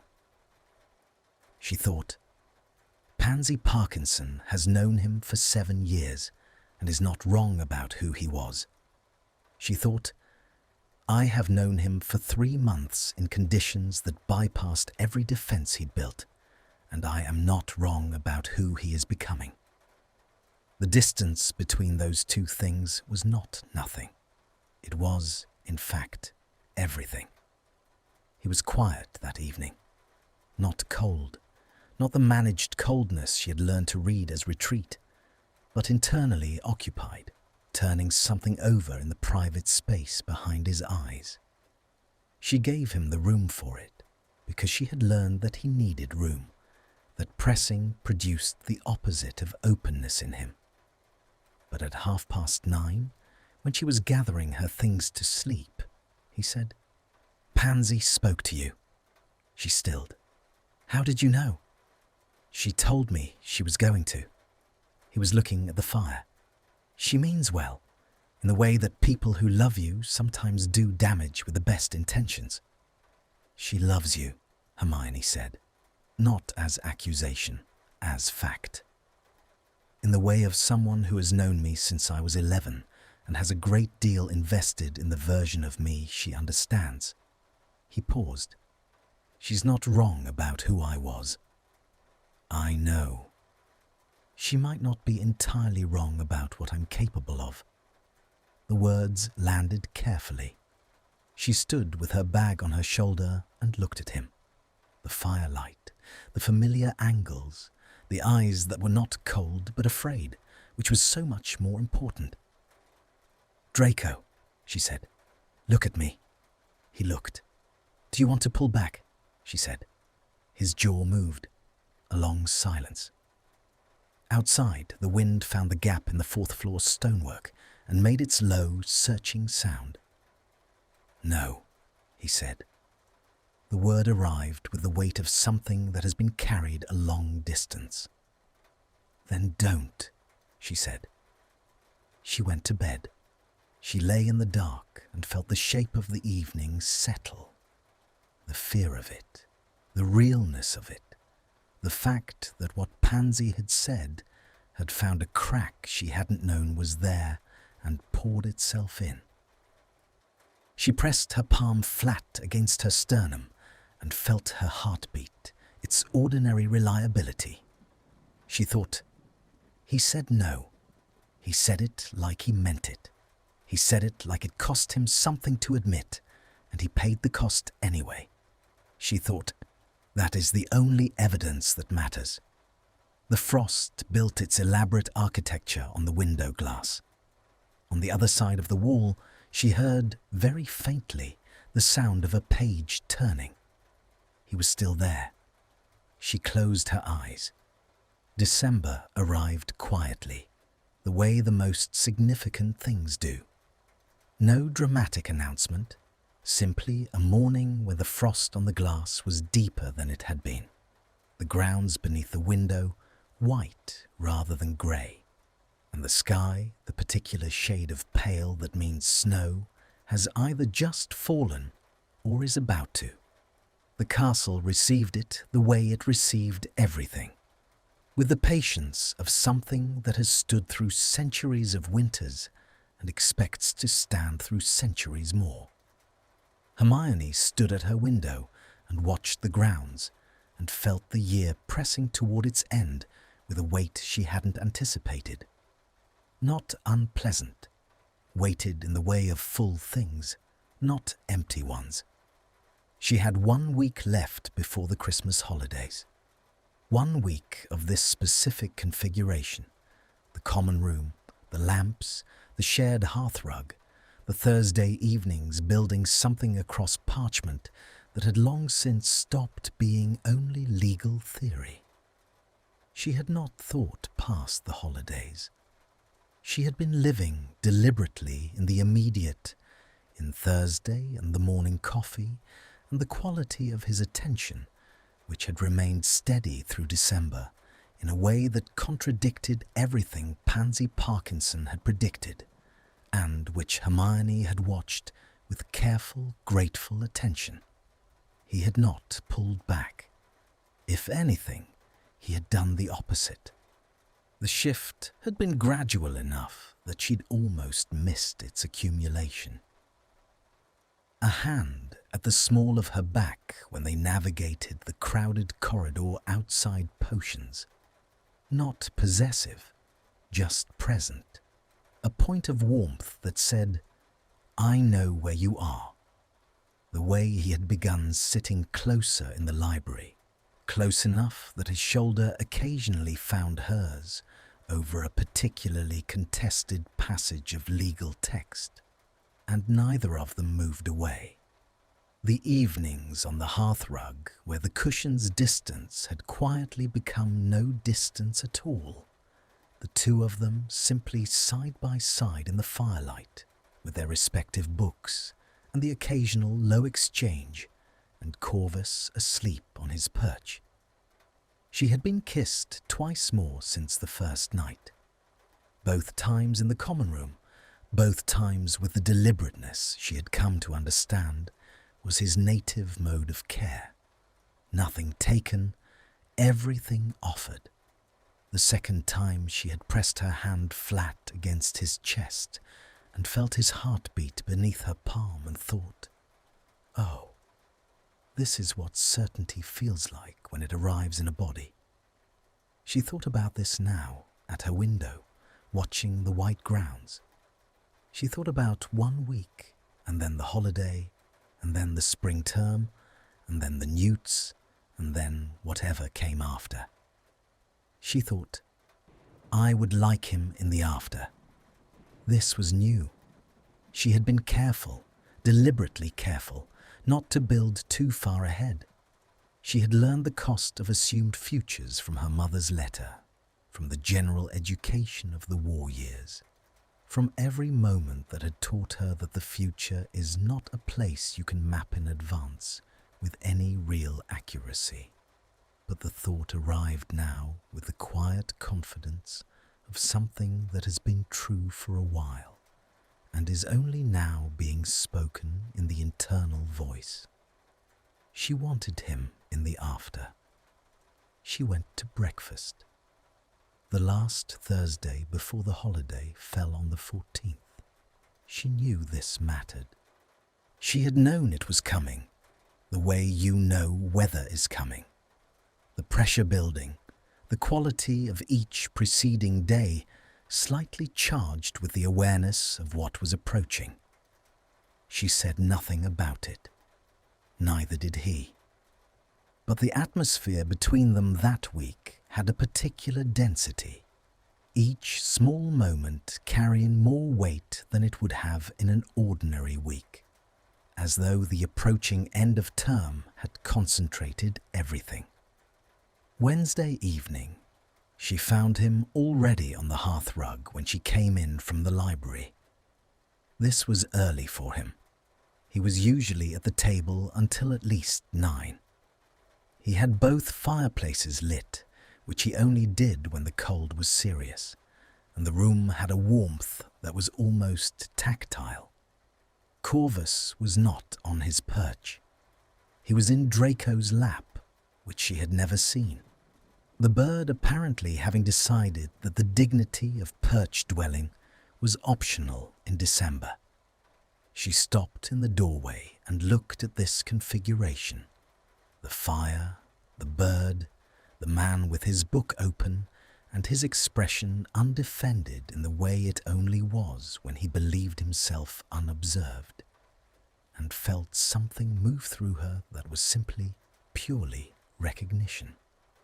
This, something said in her with great simplicity, this exact thing. She went in. She sat beside him. Corvus opened one eye, assessed her, closed it again with the regal disinterest of a creature who has decided she is acceptable. He doesn't usually do this, Draco said to the bird.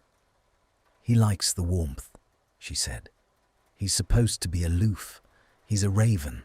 It's a dignity requirement. He's adapting his standards to circumstances, she said. It's very sensible of him. Draco looked at her with an almost smile. She had a full catalogue of his almost smiles now, their variations and meanings. The dry one, the rueful one, the one that was almost warm, the one that was almost undone. This one was the last kind, the least armoured. Granger, he said. I've been attempting to construct a sentence for approximately 4 days, and I haven't managed it yet. She turned to look at him properly. He was looking at the fire, which was, she understood, necessary for him. The sideways approach to the direct thing, the peripheral address of what was central. Take your time, she said. A pause. The fire settled. Corvus breathed with the complete physical commitment of a sleeping bird. I don't know what I'm doing, he said, with any of the after. The appeal, if it succeeds. My mother's situation. The estate, that's a separate conversation. There are legal complications that I won't burden you with tonight." He paused. "What I'm doing with you is the only part that feels legible, the only part I can read clearly." She waited. She had learned to wait with him. Not passive waiting, but the active kind, the kind that holds the space open rather than filling it. "I'm telling you this," he continued carefully, "because you mentioned once that the thing you found most exhausting about the war was not knowing which things were going to last, which things you could count on persisting." He looked at her then, sideways first and then fully, the complete eye contact he deployed rarely and deliberately. "I wanted you to know that this is one of the things that is going to last, regardless of whatever else doesn't. This specifically." She held his gaze and felt the full weight of what he was offering. Not a declaration performed for effect, but the private truth of someone who had thought carefully about what they were capable of sustaining and was offering it honestly, without ornament. "You're telling me you're not going anywhere," she said. "I'm telling you I'm not going anywhere. Even though you don't know what anywhere looks like yet. Especially because of that." A pause. "I've spent my entire life knowing exactly where I was supposed to go. I find I have a strong preference for navigating without the predetermined route." She looked at him. The firelight, the open face, the careful, complicated, morally rebuilt person who had lit her lamp before she arrived and stocked biscuits for frightened children and written 3 drafts of a letter and said not tonight when he had wanted to say something else entirely because he cared about doing it correctly. "Draco," she said. "Yes. You've managed the sentence." The almost smile became, briefly, fully, without the armor of almost, an actual smile. She felt it like the first warm day after a long winter, the kind of warmth that arrives and makes you understand, retroactively, how cold you had been. She reached across Corvus, who opened both eyes at this imposition and then decided against registering a formal objection, and took Draco's hand. He turned it immediately, the way he had learned she liked, her palm against his fingers closing with that same deliberate gentleness. "I'm not going anywhere either," she said, in case that was also unclear. "It wasn't," he said, "but I appreciate the confirmation." Thursday arrived with snow. Real snow this time, not frost. The grounds white and deep by morning, the lake's surface dark against it, the owlery producing a muffled quality of quiet that only happens when the world has been blanketed to a certain depth.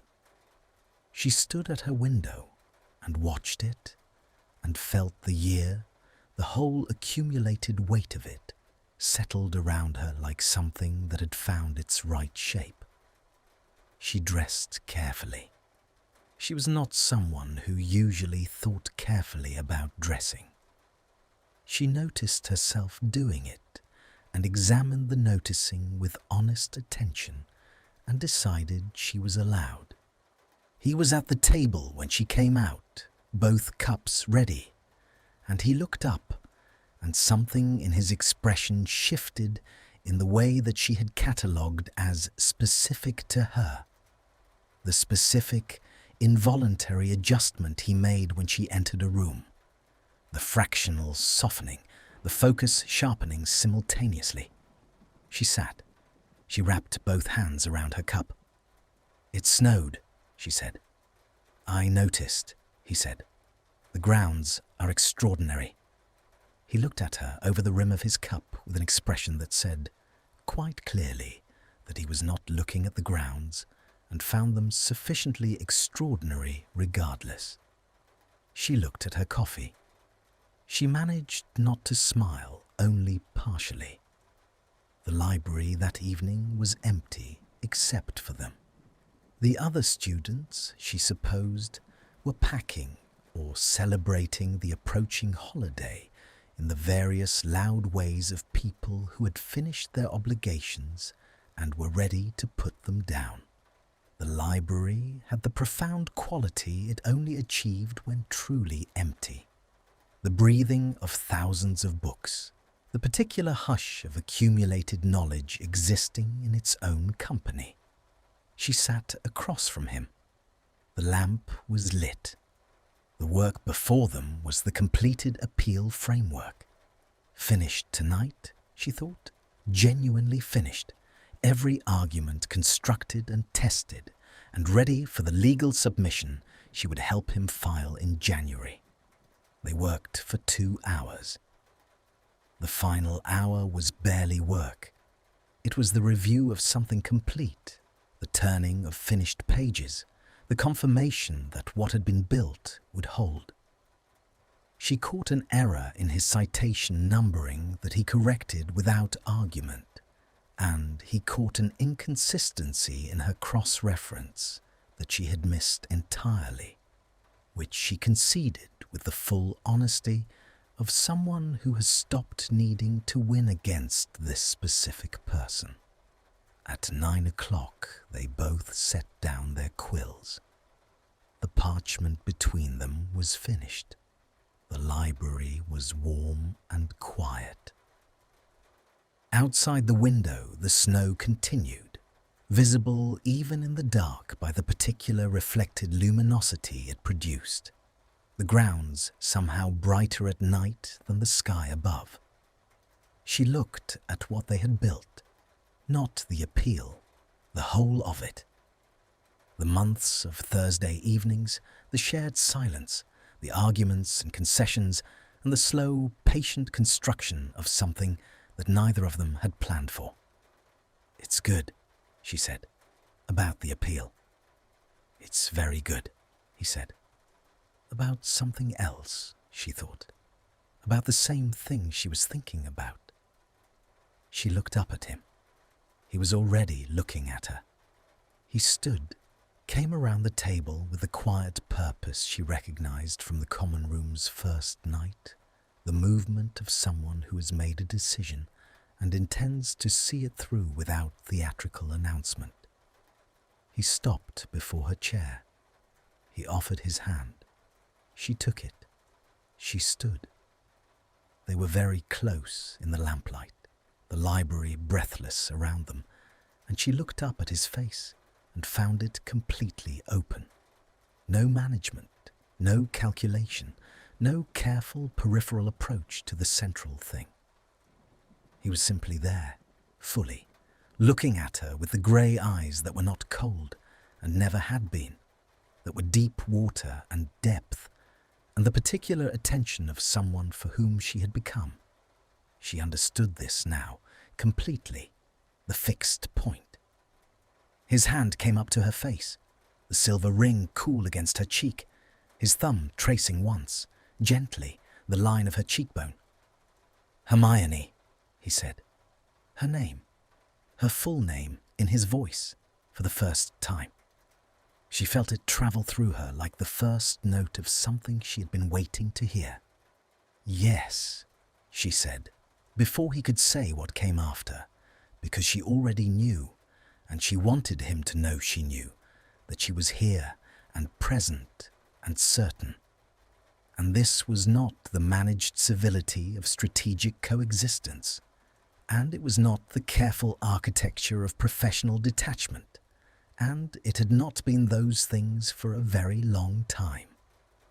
He kissed her, not like the first time, soft and questioning, and not like the second or third.